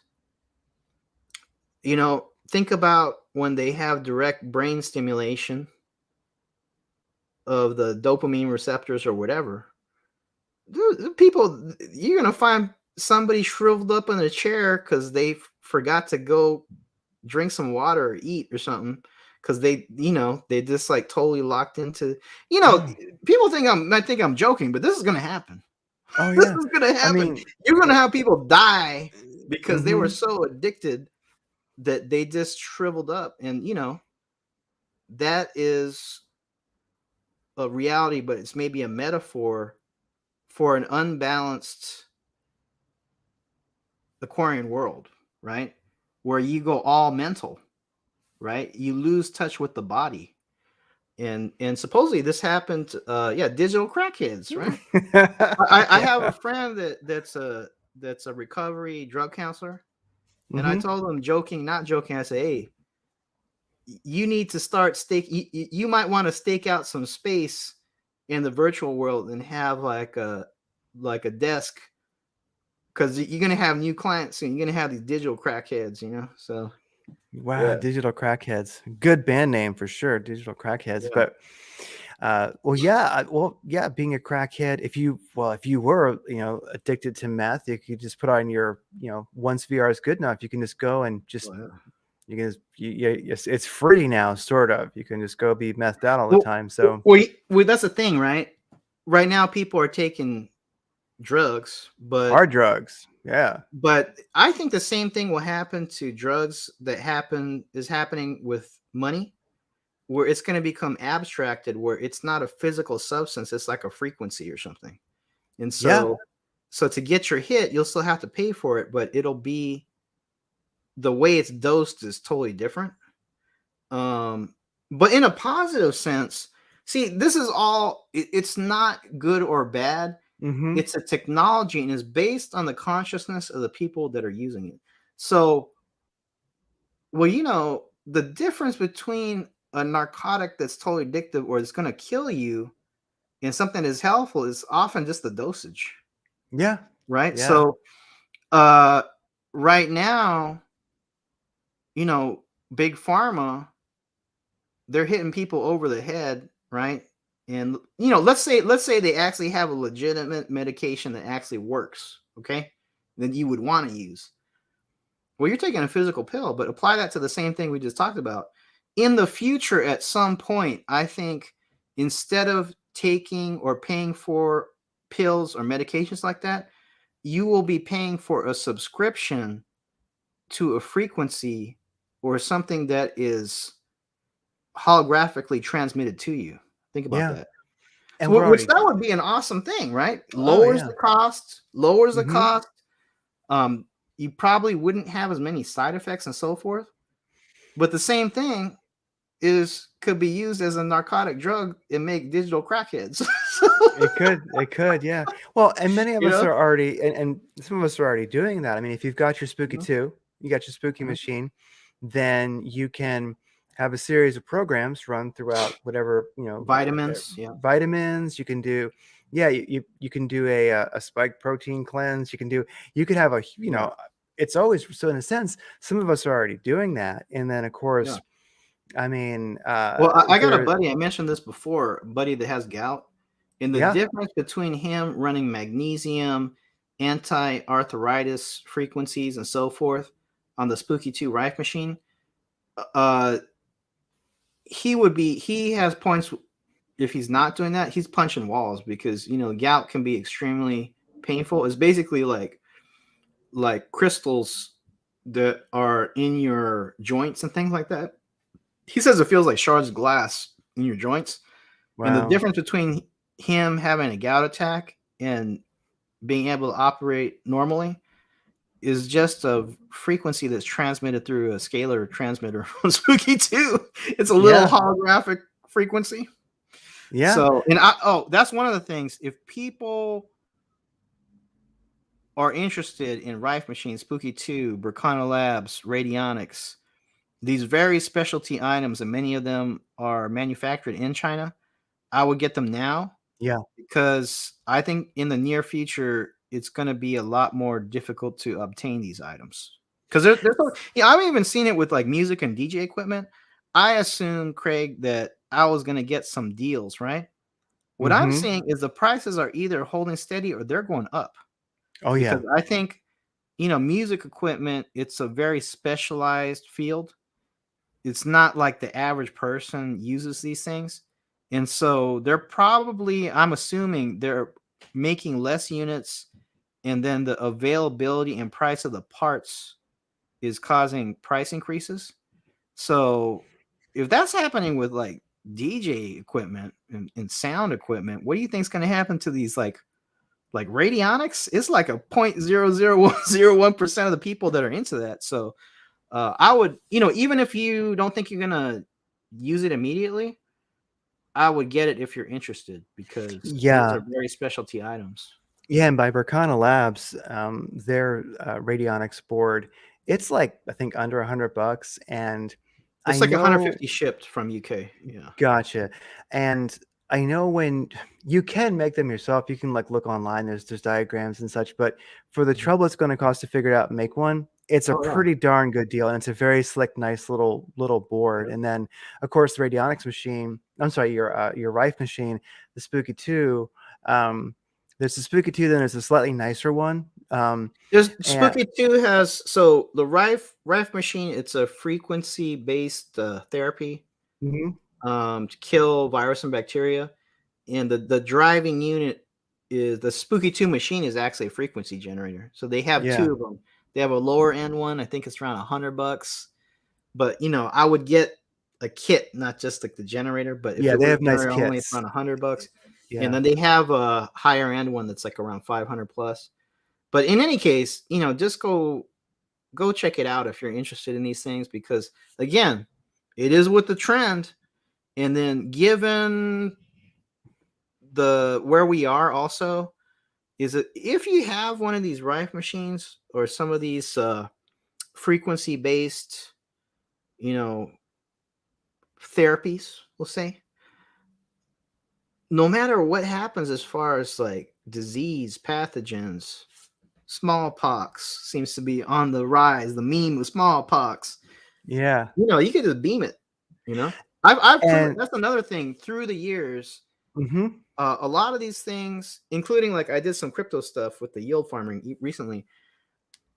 A lot of it was just because I was interested to see like the workflow and see like how do yes. you do this and what's the result and does it work? And it does work, because I did the plant experiment. Worked. Plant grew like 4 times bigger in 5 weeks. Uh, I've zapped things in my body. I had a wart on my hand. I gave that story. Put a DNA sample in the Spooky 2 remote. I didn't even do like a scan, because you can't do a biofeedback scan. I just went through the database, which has like 60,000 plus presets. I'm like, okay, wart, run it. Craig, in like 4 or 5 days, that wart, it just dried up and disappeared. Yeah. So, It's so true. so And again, and it's that thing, like the fear is the mind killer. mhm, Now, fear does have a purpose. And I was born paranoid because I'm Scorpio. Scorpio's like paranoid. mhm. Scorpio's like the conspiracy theory, the sign of the conspiracy theorist, because it's And all the often hidden things. and often the people behind him. So but fear does have a purpose, because it does drive you to prep and things like that. But unnecessary fear is a mind killer and can paralyze you, right? Well, I've Yes. knocked out a lot of these fears because I'm like, well, I saw it with my own hands.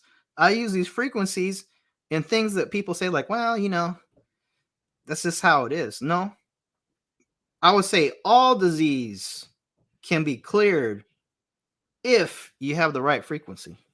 Yeah.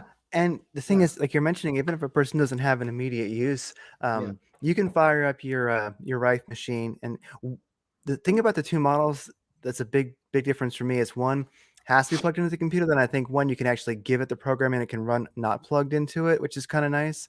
Oh, the higher end Spooky 2 is called the Generator X. Yeah, a You little bit can more features. load, I think, 50 presets on there. So you'd have, Yeah, if you want to do it standalone, you connect it to the computer once, load the yeah. sets you want on there, and then standalone you can run it. But in any case, these are just small particulars. Just know that this technology made by Royal Raymond Rife, who was an American, he was based in San Diego in the 1930s. He figured out a way to clear virus, bacteria, and other uh, diseases through frequency, which is Mm-hmm. total age of Aquarius. The only thing was he was at the time he was around. His story is very similar to Tesla, where he was just so far ahead of the curve, and it hurt the bottom line of pharmaceutical based allopathic medicine that they just totally destroyed him. But the idea and the technology lived on, and actually what's available today is even far superior and a Oh, lower yeah. cost point than what he did. Oh, by So, far, by far. Yeah. And like I say, if somebody gets one, I mean, you can have once you have your your remote on it, so you can put the sample, the target in there. yeah. I mean, you can have your family and friends. You all can be getting, your vitamins. You can get Jamba Juice cleanses regularly. You Yeah. can you Oh, can do so you can have these programs stacked, and you can just say, "Hey, do you want to be part of the gang? Come on, we'll hook you you, up. you You'll know feel what, better." what the most intense they call Herxheimer or Herx reaction? It's a detox reaction. Yes. The most intense detox reaction I had from rifing the Spooky 2 Rife machine was they have and these sets they change sometimes, but I'm assuming it's Hmm. still in there. It was a chemtrail set. Yeah, that'll And kick I your ass. ran it and the idea from what I heard is it vibrates the metal particles so then they can be easier expelled through your bloodstream out the body because a lot Hmm. of these heavy metals they're just chilling in your cells and fat cells or whatever, and I Hmm. guess there's particular frequencies that vibrate them out. I felt like I had the flu for a couple days, and it Yeah. was much more intense than any other set that I've ever run, and I've had Spooky 2 for like 6 years. Hmm. So that told me, I'm like, wow, there Yeah. must be some real crap in there because I'm feeling like I have the flu. Yeah. Yeah. Yeah. But yeah, Rife Machine will definitely keep you busy. You'll have your like series of things that you're running, and then the database gets updated. So you download your updates, see what the different Yeah. changes are. So yeah, quite an active community also with all the Rife machines. Mhm. So if we want to, I mean, I've had you here forever, but if we want to touch on crypto before Sure. you go, I mean, 2022, 2021, as we're coming to an end, many do predict that we'll have a run up at least for some of the Uh-huh. traditional cryptos like Ethereum, Bitcoin, etc. They're both getting kind of poised to probably run up again through the end of the year. But then, of Uh-huh. course, it'll be 2022. Who knows what's going to happen? But we talk about crypto a lot offline. So, what would you touch on for Well, crypto? well, what I see, and you tell me if you're getting something similar. I think the cycle has been extended for some reason. Hmm. It might have been that big players were holding the market back until they came out with crypto futures, and I think there's an ETF coming. They're Uh, always working and on it. Yeah. Yeah. so I think that they've been holding the market back. But I noticed that my sense is although the crypto space is bigger than it was a couple of years ago, the public is still not in because that mania of 2017, end of 2017 into 2018, was so crazy that I just don't get that feeling right now that the public's in. Things have run up a lot, and if you're looking at month to month, people are like, "Oh, why is it down?" But if you had bought cryptos early this year, you're up probably 10x on a lot of these smaller coins. Oh, even You know? Bitcoin, which is a very easy, safe play, that was like Yeah. what, 7K this like 2021, I think. At least it was Yeah. down to 12K. So you're at 57,000 right this moment. Yeah. Not bad. So I think that the cycle has been extended because a lot of people would if we followed exactly the trend of the same cycle as the last couple times, then you would expect a blow off top like basically now, but that's not going to happen. I think it's pushed out a couple months, so a lot of people are looking at a blow off top for this bull run. So I would say we're like 3/4 through the bull run right now of this current cycle. And I'm kind of expecting a blow off top in the spring. So hard to say, but maybe I would for people in crypto, I would look at that maybe like that April period very closely, because although we're 3/4 of the way through, a majority of the gains is in the last 10%. Because Yeah. basically, right, Craig, it goes like this, and then it just goes vertical. It goes parabolic. So that parabolic blow off top, I think, is going to be, it could be like March, April, May, something like that. But what happens after it goes like vertical? Oh yeah. It's like a Dump. 90% crash over a period of months. But I think that even in a 90% crash scenario, we could still be above the levels we're at right now. Oh yeah. So, not financial advice, but if you have crypto, good time to load up on some bags right now. If you haven't got any crypto, I think it's a great buy right now. I don't know if I would buy past the new year. Because the close, and I'm doing crypto consultations now, but I'm only gonna do it to the end of the year, because what I don't want to happen is advise people they buy, it runs up, and then it crashes within a month or two, So I'm only gonna. I don't want to hear it too. It was like, you told me to get. I didn't tell you anything. I only did consultations till the end of 2021. But I think that's a probable scenario. And then you may have some coins decouple from Bitcoin too, because Bitcoin dominates. It's a trend. It's like the market standard, right? But I think that you could have some coins decouple from next year. Let's say something like XRP Mm-hmm. that has been an illegal case, so that's suppressed the price. But as soon as there's adoption, the case is settled, there's adoption, then XRP might start jumping when the market is down. And there could be other tokens. But basically, I think the Bitcoin dominance, it's been going down, but I think there's going to be a point where people really realize that Bitcoin, I think, will be around, but it's, the idea of a Bitcoin maximalist, it's a bit naive and blinders view, because you're talking about a space now, and Bitcoin, I think, will be around, but it's not going to be. I don't even think it's a market leader right now. It dominates the market, but there's so much other things going on that even like probably you and me, Craig, it's like it's hard to keep on top of everything that's going on in the space, because Oh yeah. there's no stop. The crypto market doesn't stop on the weekends like the stock market. It's 24/7. And you have the gaming sector, you have NFTs, you have, metaverse stuff, you have utility tokens, you have Oracle tokens, you have yield farming, you have meme coins. I mean, there's so many areas. It's hard to know everything that's going on, but I think that it won't take years for the market to come back. I think that 2023 you'll see another rally. But past that, I really don't know, because there are people, you might even heard this. Oh, I'm gonna sit on Bitcoin or whatever for 10 years and I'm gonna be rich forever. I think that's naive. This thing is Yeah. moving. It's a moving target, and you got to keep on top of it. from week to week, month to month, and like if you're talking about 10 years, I mean, we don't even know what's going to happen in a couple of years. Yeah, You we know, don't know. Yeah, well, I think so definitely. I think as we roll as we end this year yeah. and roll into 2022, I think the top 10 Mhm. cryptos, we might be surprised at how many start to jockey for a Yep. position that we didn't expect. That top 10 might really Yeah. shake people up. It might be very different soon than it has been.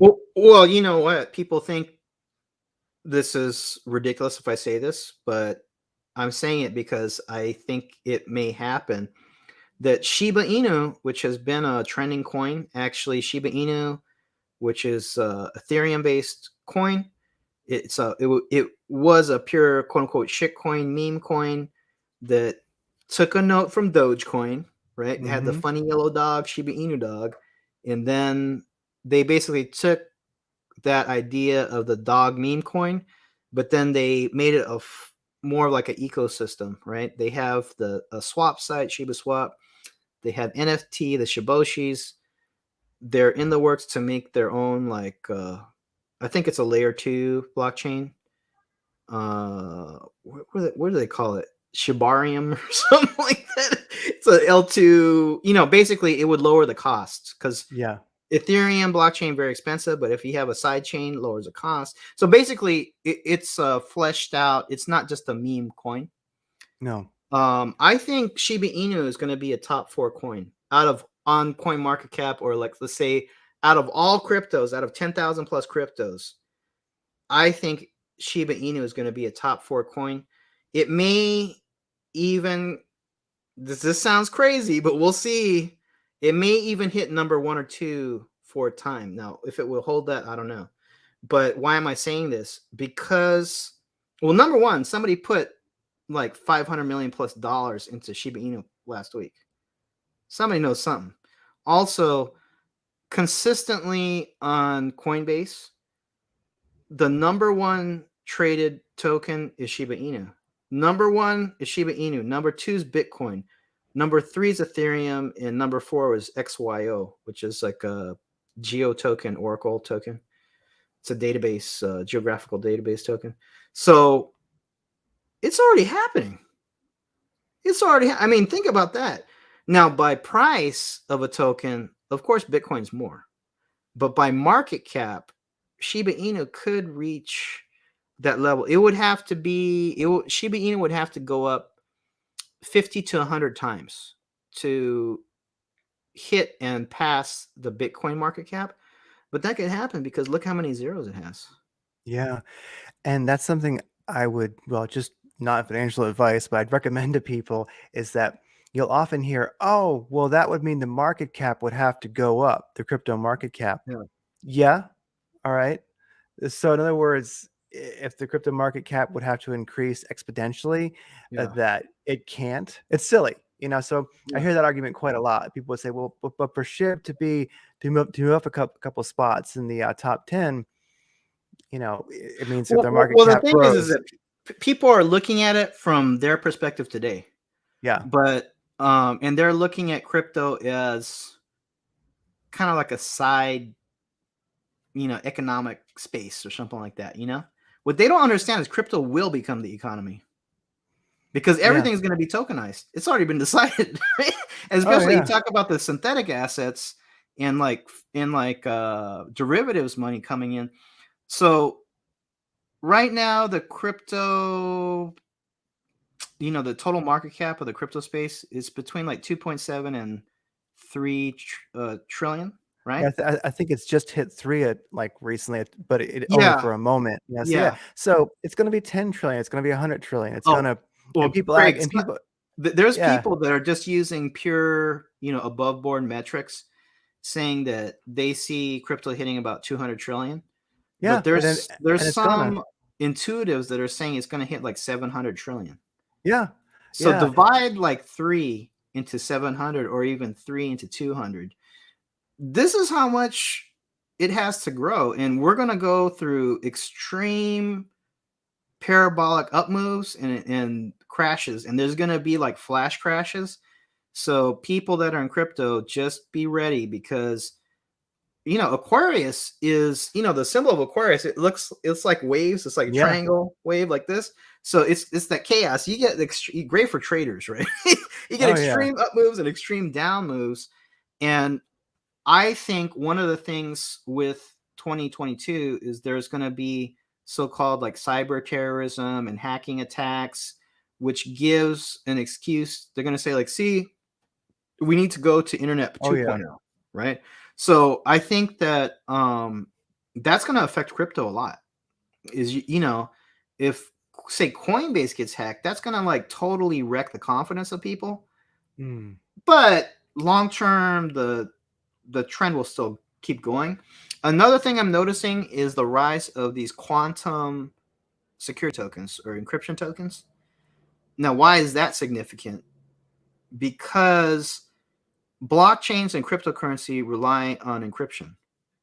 And there's an assumption by many people, well, it's secure because, a brute force attack, it'll take forever for them to do it. Not with quantum computing. And there was a news article recently that said major corporations, about 60% of them are already using quantum computing. Which means, Craig, that they've been using it a long time. They just didn't tell the public. Right? Yeah. So and what implication does it have for crypto today? I think a lot of tokens are vulnerable, and I've taken as much security protocol as I can, but you can't really control that factor of the quantum computers. So that's the thing. I'm fully invested in crypto, but you have to know it could disappear tomorrow. So just be ready be mentally prepared for that. Basically, we're in a wildcat market. It's kind of like in a gray area. Even the yield farming, which I tried out recently, that is definitely subject to regulation. If you're getting like 1,000% APR by staking coins, the banks don't like that. They're giving you 0.5% maybe on your money market fund. And in crypto, you can get like, let's say on average coin, just like standard, there's a lot of tokens that'll give you like maybe 10 or 20% on the high end back, right? Yield farming, you can get like 500% to 1,000% like pretty easily, right? Oh yeah. And I've seen up to like I wouldn't farm this liquidity pool, but I've seen up to 92,000% APR. That's like 92x. I have some questions if that's safe, but it does exist, Craig. Yeah. Yeah. And Yeah. that's the thing about, as we roll out, as we come to an end of 2021 and going into 2022, this is that sweet spot. If one so desires, you can consult with Masaki for a while longer. There are so many opportunities in crypto. Like I have heard people say that, I don't know, you're doing it wrong or something like that. I don't know what some people's ideals are. I hear a lot of strange ideologies out there and such, but to me, for you intuitive truth seekers out there, who are definitely aware and awake, and this is an incredible opportunity. And the thing is, you can play it incredibly safe if you want. You can just dollar cost average Bitcoin on Coinbase if you want, or you can go further into, yield farming, or some people are never going to really be a trader, but they might invest in up and coming tokens. So, I mean, really, to kind of, there are communities that you can find out there where people are, communicating about such things. And so, however you want to play it, whatever your level of interest is, whether it's kind of set and forget a weekly buy, or whether it's actually be a little bit more involved than that, whatever your comfort level, whatever your interest level is, like depending on how much you're willing to suffer, basically, the wealth that you desire is available if you want it. Well, I mean, I I think can't guarantee that, of course, but I'm just saying I think you can do it. I think number one is at least be aware of Yes. what's going on in the space, because I had said this before. Robert Phoenix we did a 2-hour talk on the synthetic assets and kind of like what's going on in crypto today and with the metaverse and virtual reality. But I gave the example because there are quite a few people, even maybe some of your viewers, that they're completely opposed to cryptocurrency. It's the entry to the B system. They're not wrong. There is a lot of things going on that there are coins people know they're just banker coins, and I think some of these virtual space metaverse type tokens is I actually don't hold any of those tokens, but there's definitely ones you can identify that say, that might not be for me. But given the economic situation and kind of like projecting forward what's going to happen, I think even if you don't personally invest in cryptocurrency, your life will be affected by it because like I was saying, the economy will become crypto. So especially people that, we're coming to a time when the full force of this Uranus and Taurus, like basically the quote unquote shit hitting the fan, and then this economic reset, how are you going to maintain your buying power if you're not in crypto? Because there are some very, to some people, outrageous predictions about, say, like the price of Dogecoin. Recently, there was one from an intuitive that got $100, a little over $100 for Dogecoin, Mm-hmm. and has a very good track record. So how can you get to $100 Dogecoin? I tell you how, by the dollar going to zero. Maybe Dogecoin's $100, but a loaf of bread's like $40. Yeah. Right. So on Robert's show, I gave the example of, when the Native Americans, when the Indians, they saw the colonizers coming with them matchlock guns. You gotta light the match. You can only fire once. It has like a musket ball or something. Well, they couldn't say like, hey guys, this is a no gun zone. Like, we don't do that here. It's only bows and arrows. It's like, no. Hey, within like one generation, them Indians were shooting guns. They had to. Oh yeah. It's like once the gun's invented, once cryptocurrency comes on the scene, you can't go backwards. You have to adapt to it somehow. So that's what I'm saying is, now, is crypto the total answer?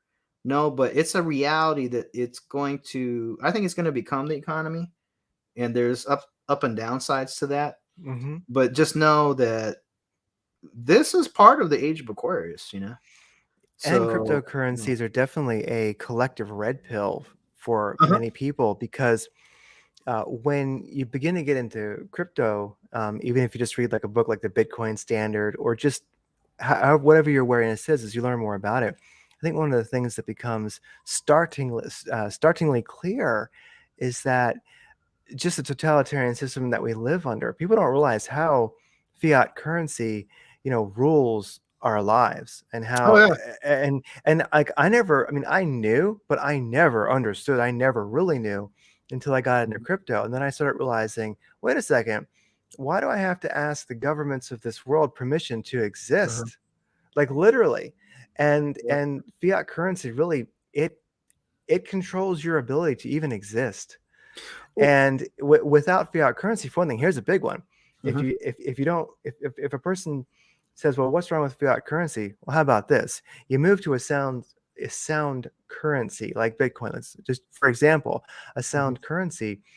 It stops war. If to Mhm. a certain extent, because if countries, if governments cannot print money, if they cannot create fiat currency, there's no way they can Right. afford war That, any longer. So Craig, that's why Tether has to implode at some point. Tether, yeah, Stop printing Tether tokens. I know Tether. Right. Well, practically though, right now, even though we may have some limited war with China, Hmm. practically you can't have war like that anymore because the global economies are so interlinked. Like, there's this talk about like, oh, China's going to invade Taiwan.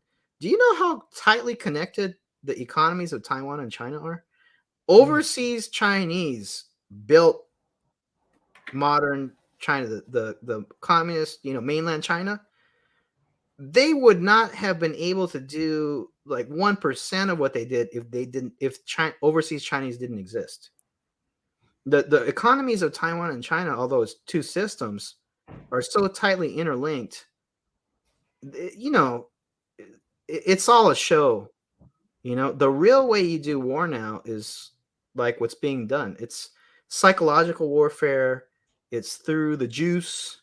It's through social engineering, like VR, metaverse. That's how you conduct war. It's not with physical guns anymore. It's information too. It's knowing everything Yeah, it's ultimately. like a mind war, you know. And I Yeah. think that for whatever reason, maybe looking into like weird websites like rents.com or something like that, you know, it probably saved your butt, because being a weirdo is like you were already on track to think different than the pack. And Yeah. I think it's like magnets, like people, they're going to where they're most comfortable or where they're supposed to be. And so those people that, you know, I kind of see it as going off the cliff. God made them too. That was how they were supposed to go, but that's not where I want to go. So, No. you know, No. yeah. Yeah. Wow. This has been great. And I think you're right. It is an extended cycle, bull cycle for crypto. Uh-huh. I do think so. And I think part of that is um, the reason I feel that, intuit that, and also I see it in the charts is that um, when you look at this recent run up of Bitcoin from like 12,000 to 30 to Mm-hmm. 60, um, I don't see when this run up has happened, and even when we have volatility for Bitcoin in Mm-hmm. general, I don't see retail trading volume making it happen. No. Oftentimes, when we have big moves in the market, retail volume is zero almost. Mhm.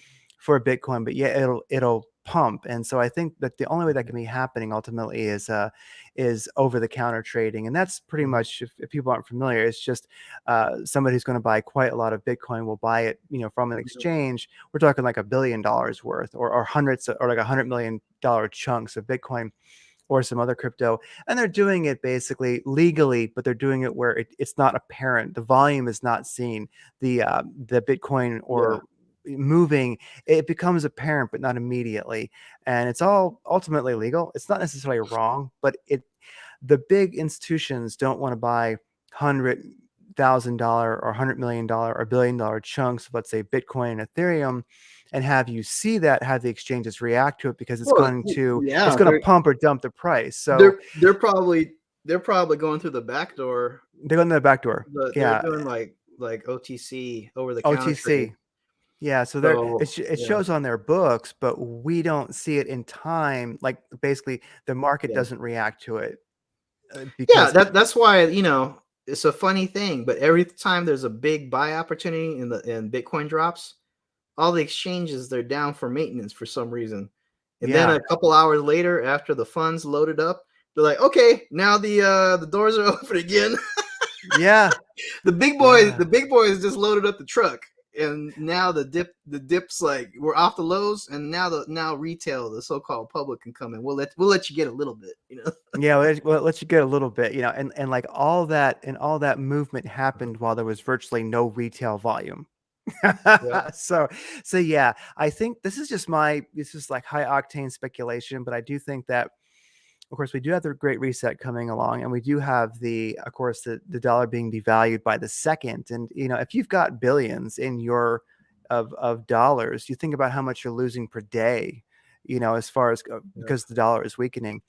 And if you're in the know, let's say you're Fortune 500, you're Fortune 1000, you're, Yeah. wealthy institutions, basically, you want a place to put your money where it's not going to go to crap during the Great Reset. And if you're holding dollars, that's where it's going. So Oh yeah.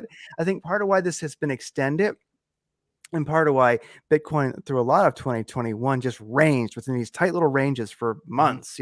Oh, they were, yeah, they were just loading up the They truck. were loading up. Yeah. So I think Yeah. that it's extended. So while we move into the Great Reset, while that well, that gains velocity, and the dollar just totally goes to crap. Well, Bitcoin's not, and this is my high octane speculation, but I think big money has protected itself in Bitcoin.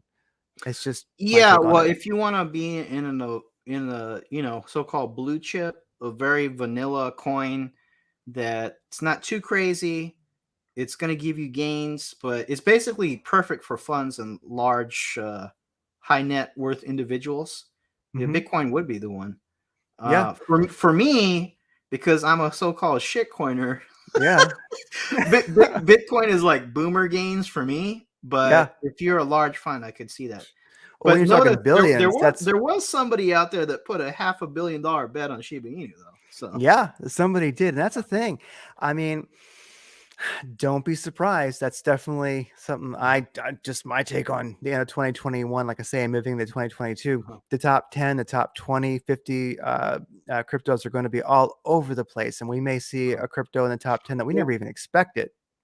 well, You know, you we, know the the dev team, the developers of Shiba Inu are anonymous, which is not the yeah, case with most tokens. And I have a suspicion that the Shiba Inu team is very tightly connected to Ethereum and Vitalik, because what Shiba Inu did and the speed that it was listed yes, tells you that they have, it's basically they're very seasoned professional crypto people.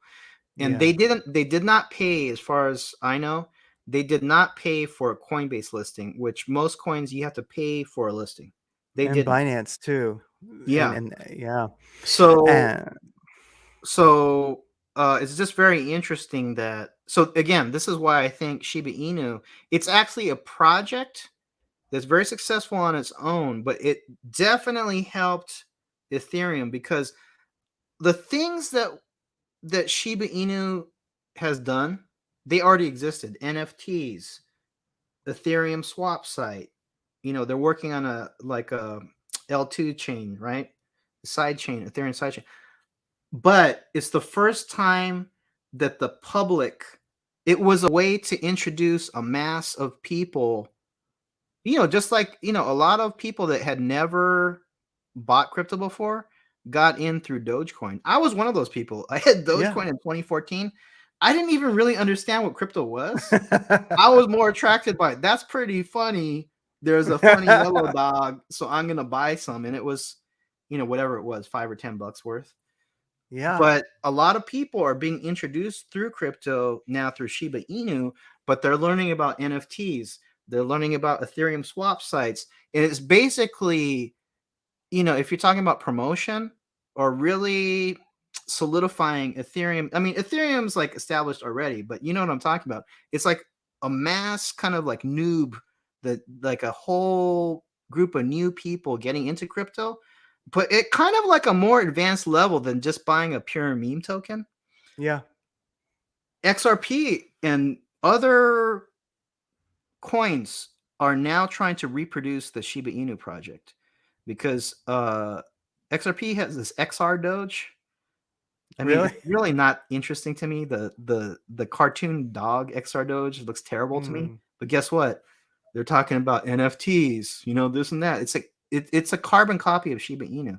So this is why I think Shiba Inu will be a top 4 coin on, basically a so-called shit coin that people, they can't even accept the point, because there are Bitcoin maximalists out there, and there's people that just, they don't want to touch a meme coin with a 10-foot pole. But what they don't understand is it is a certified industry project. That's what people are not getting.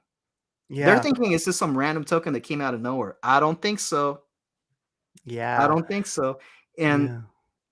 we'll see if this happens. But my projection, because I am consulting with people, Yes. um, I'm telling them most likely from here to the end of this run, Shiba Inu will probably go up 10x, but it could be much more than that. It could go up like 40x at the peak. Yeah. So No, I think now so you too. understand why somebody put $500+ million, Yeah. which is like 12 trillion tokens, into Shiba And Inu, because they're not looking at 10x. They're probably looking at 20, 30, 40x or something. oh yeah. And the thing is one of the ways I put it when people ask me about SHIB is I say, well, SHIB is everything Doge will probably never be. Yep. SHIB is a complete environment. It's a complete Like an architecture. So ecosystem. Yeah. it's a complete, yeah, that's what I was looking for, complete ecosystem. So Yeah. it's there. And the thing about Doge is I don't know if it ever will be. I'm not even sure if the will is there for it to be anything other than just Doge, and that's Uh-huh. fine. But Shiba Inu, you're looking at a complete ecosystem. And so is it yeah, that's one thing. Here you go about things changing. Um, it's always been Bitcoin and altcoins. It's Mm-hmm. been like Bitcoin and I guess shit coins. So maybe like the top 10 were valid and the rest were not.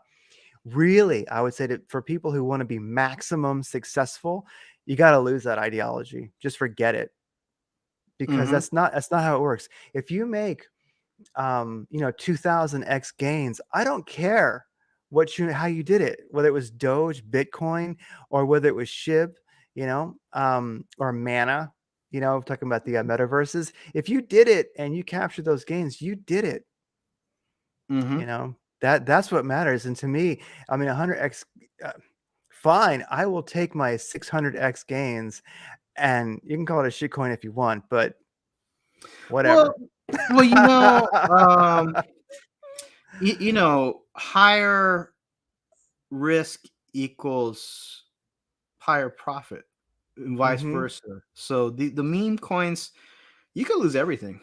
Yes. You could lose everything. But if you pick the right ones, you can make a lot of money too. If you like living on the edge, I wouldn't suggest this for the average person's portfolio. I'm fully in shitcoins, but probably, what I'm like the average person that comes to me, I'll say, first think about the digital money case just because what's happening to the dollar, or it doesn't matter what country you're in. I think it's already been decided all, like India, there's a big like India FUD right now, Hmm. where the FUD is like the negative news because India is, they're trying to say pass a bill banning crypto. That's not going to happen. They're trying to make some like India coin that's like this central bank stable coin. But I think even if that happens, cryptos will still exist. They'll still exist. Yeah. And I think countries that adopt them will thrive, and then those that don't will not. I would say that to me, the weakness of the fiat currency of a nation can really be correlated to their acceptance or their rejection of crypto. So you look at China, they kicked it out. You look at India, they want to kick it Yeah. out. Look at El Salvador, they're Yeah. happy with All it. of a sudden, El Salvador is like a hotspot for Yeah. crypto people. Well, so what I'm telling people, because you're talking about the most volatile area, which is like meme coins. Hmm. Also, yield farming, lucrative, but if the liquidity pool implodes, you lose everything. So Mark Cuban recently in the actually, when I first saw the articles of what Mark Cuban was into, I didn't even understand that he was into yield farming, because Mm. you have that kind of money. If it's just sitting around, you're getting like 0.5% in the bank. Well, you can get a couple 100% at least off the bat. If you're dealing with $1 million, you'll start thinking about yield farming. But again, there's higher risk, right? Yeah. But with the average person, I would say, like, you might want to think about just like digital money tokens. Like, Bitcoin would be the most boomerish one, but something maybe like a Litecoin or even Dogecoin or like a Bitcoin Cash or something you can transact quickly and at a low cost, like pennies, right? Because Hmm. like when we are going to enter a period when there is going to be no confidence in the paper currency. Yeah. So you'll start hearing people like, "Hey, you have crypto? I'll take Litecoin."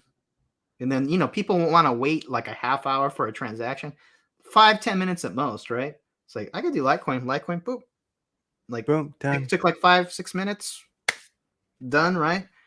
I would have some of that. So the leverage on those coins is not as much, but it's a practical use case, right? And I think maybe Litecoin from here to the spring, because it fell back, it might hit around 1,000. So you're talking about maybe 4 or 5x, something like that. But the Yeah. thing is, you're going to be able to use it, right? Or you have that as in case. Then you have your utility coins, obvious use case, like blockchain type coins like Polygon Matic. Most popular would be Ethereum, the contract based coins. But I think the easy money in those coins has already been made. The up and coming ones would be like Polygon Matic, Oh, Polka Dot, Cardano, something like Solana. that. Uh, Solana. Solana's one Yeah. because I think with Yeah. Ethereum, I like Ethereum, and it's definitely got the smart contracts in it. I think it Yeah. has been used for some international trade, definitely because of the smart contracts. It's Ethereum's awesome. I like it, but with the Ethereum fees right now, Oh, it's that's where I could see in that top 10 list of cryptos right now, it let moving me let way me check. down. Let me check, Craig. Gematria calculator, Ethereum. Oh, here it is. It says butt rape right here. The Gematria here. It says butt rape. But right. Those Ethereum fees. Yeah, Yeah. I And think an average cost for just sending coins back and forth is around $40 right now. yeah, and now you're getting into the whole, So this is funny, but you're starting to get into like the 1%. I know it sounds odd, but so if you are, a true shitcoiner and you're getting things off Uniswap, right? uh-huh. Before they're Yeah, on exchanges, well, you're looking at $100. So the thing is, a lot of people, they don't yeah, even have that much to play with, or that's how much they'd want to put in max. So really, yeah. Ethereum is It keeps creating, the rabble, the so-called rabble, out. yeah, The average working person. it keeps the rabble out, and but that's also not so great too, Well, yeah. Well, so this is interesting because probably people you talk to and people I talk to, we're looking at crypto every 5 minutes, but yeah. that's not the average person. So, like, I went to the bank not too long ago, and the teller, middle-aged woman. Actually, it's interesting. The biggest social media presence of Dogecoin is middle-aged women for some reason. They like And I was dogs. talking to her, right? Yeah. She said, "I have Dogecoin," and I said, "Oh, okay." And then she mentioned SafeMoon. I'm like, "Who has SafeMoon?" Turns out she was on Robinhood. So there's certain coins on Robinhood that are hot because that's what cryptos are available to the average public. Going back to like, well, why would you even be on Robinhood? Because I said, oh, I heard Robinhood, they're gonna allow you to actually withdraw coins, crypto soon. Because I don't know if people know this, but Robinhood, you cannot take full possession of your quote unquote crypto. They only allow cashing out in, for us, like US dollar cash. Then you can wire that to your bank. They don't allow you to take crypto out right now, right? She said, "Oh, I don't care about that. I just want my money." And I was like, right? Because if I you're get if it. you're really into crypto, you're probably taking possession of your coins on like a hard wallet or something. You're definitely taking it off the exchange as soon as you buy it. But we're not actually the majority, Craig. The majority is these entry level investors that are just dipping their feet in, and they're throwing in like $20, $50, Yes. $100 every paycheck. So that's why they're in Robinhood, because it's a way to allow them to just buy little amounts. When for me, even on a shit coin, like a meme coin, I, I consider anything under putting $500 in like not worth it because of the fees. Like if I'm Yeah. gonna do a swap, at least gonna put 500 in because the fees are gonna be at least 100, at least 100. Yeah. Yeah. I kind of, I do 500, but actually I tend to do 1,000 just because it's going to be Yeah. $1,000 you put Yep. in, you're going to lose 100. So you're losing 10% off the bat. So, Yep. but yeah, 500, 1,000. And that's the thing. And of course, if you're buying, true Uniswap shit coins, right, then that's Mhm. where the risk really is. And so with those Ethereum fees, I don't know. I mean, if other chains start getting used like Solana, etc., I think Ethereum could go right down out of the top 10 very quickly. Well, also, so I've had recently a number of clients that I consulted with for crypto that were really hot on Ethereum or had like way too much Ethereum. We're talking over $100,000 worth, right? Mm-hmm. I said, you got too much Ethereum, because the thing is exactly what you said. The higher the Ethereum price goes, it actually works against their network, because nobody wants to pay these fees right now. They're only doing it because there is money. If there's money to Yes. be made, people will pay the fees. But people don't like paying these fees right now. It's ridiculous. If the fees get even higher, it works against the whole Ethereum network. So, I do believe that they are going to lower the fees, but it probably won't be until after the peak of this run. Yeah, You when know? nobody will care anymore. Yeah. Well, you So know what? You know what? I have a sneaking suspicion, Craig, that they like these high fees. For the reason you said, it's kind of like a high tower mentality of like, well, who cares? Keep those little people out. But yeah. long term, they will have to lower the fees because Oh yeah. it's not sustainable long term. Oh Like yeah. I would be surprised if even Ethereum went over 20,000 or something like that. Long term, because like it's unsustainable. How are you gonna keep? How are people gonna? I would say this: at the peak of this run next year, I think swap fees could hit 1,000 because it was like 600 in May, and that's ridiculous. But I think that'll happen. But for the long term, I don't see how they could keep these fees this high. Yeah. Yeah.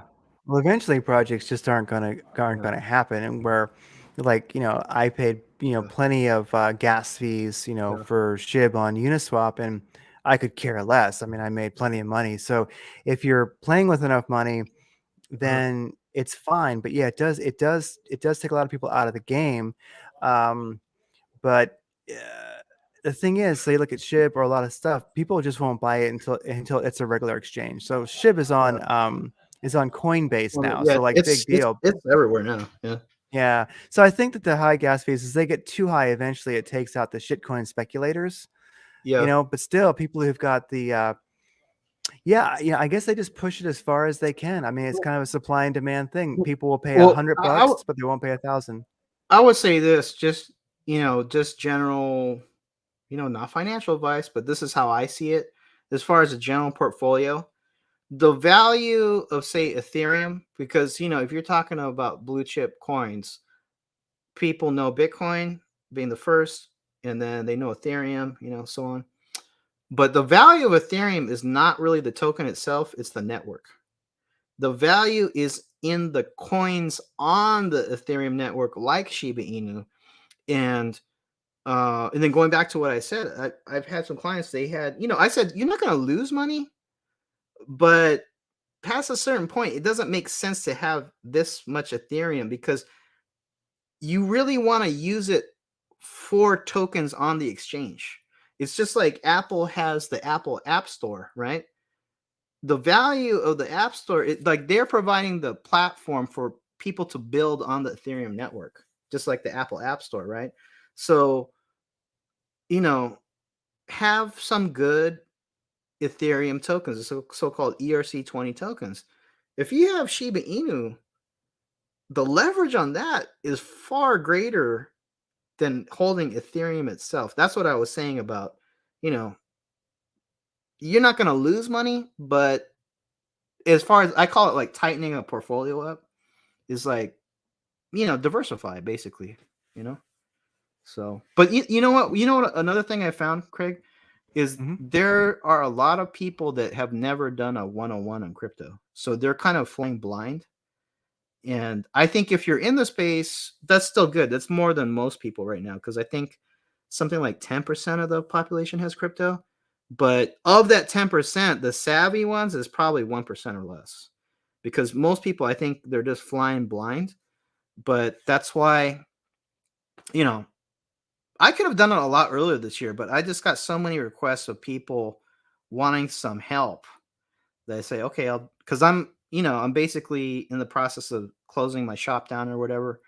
But for like the next, you know, what is it, month and a half or something, I'll do some Yeah. consultations, and after that, Masaki's going on a long vacation. So, yeah, Yeah. So everyone's got their time frame. So definitely.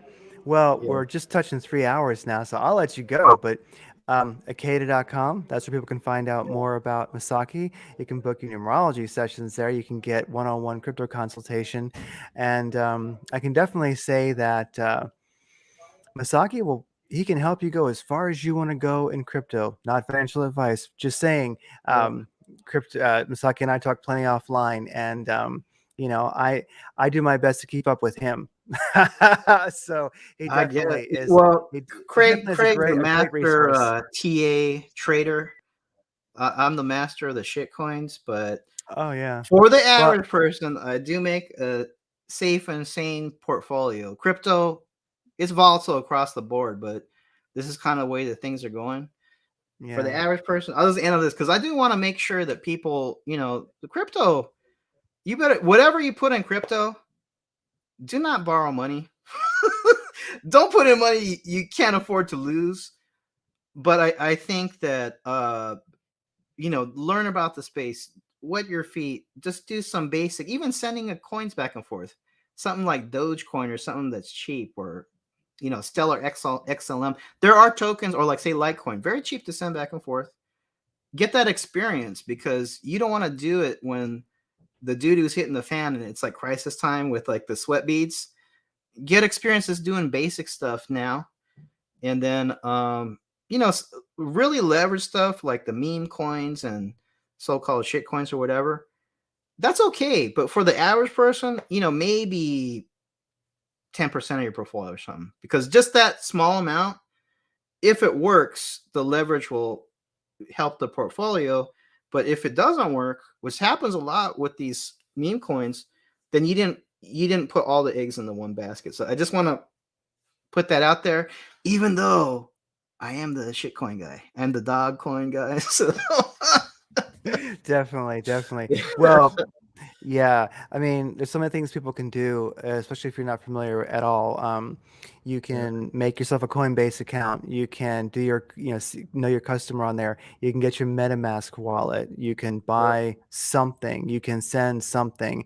You can get you can set up a hardware wallet before you have a lot of crypto to put on it and get familiar with it. Like a hardware wallet to me, I've used them for years and I still find them horrifying, to be honest with you. Uh-huh. And so you can get yourself a ledger, treasury, whatever you want to do, set it up, get your recovery keys, get your, your seed words, basically blow away your device and then put it back, when it only has like $1 on it, and make sure that that works. So there's all kinds of stuff you can do to get, because if you're confident, even if you're not actually doing anything crypto wise, if you're confident in that space, like you're saying, you're going to have an Uh-huh. incredible advantage, because you'll already be where a lot of people are going to be scrambling to Yep. rather quickly.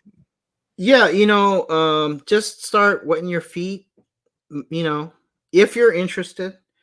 We all started as noobs, and I'm still a noob in many ways, but I find crypto interesting, though.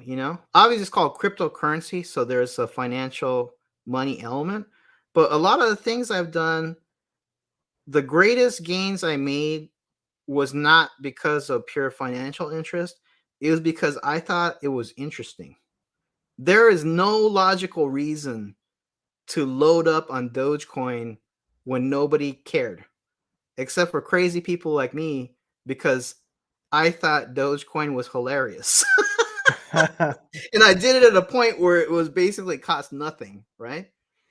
People Hmm. were like, "How did you know?" It go, "I didn't know. I'm a weirdo." So, but that's Aquarius, right? So, Yeah.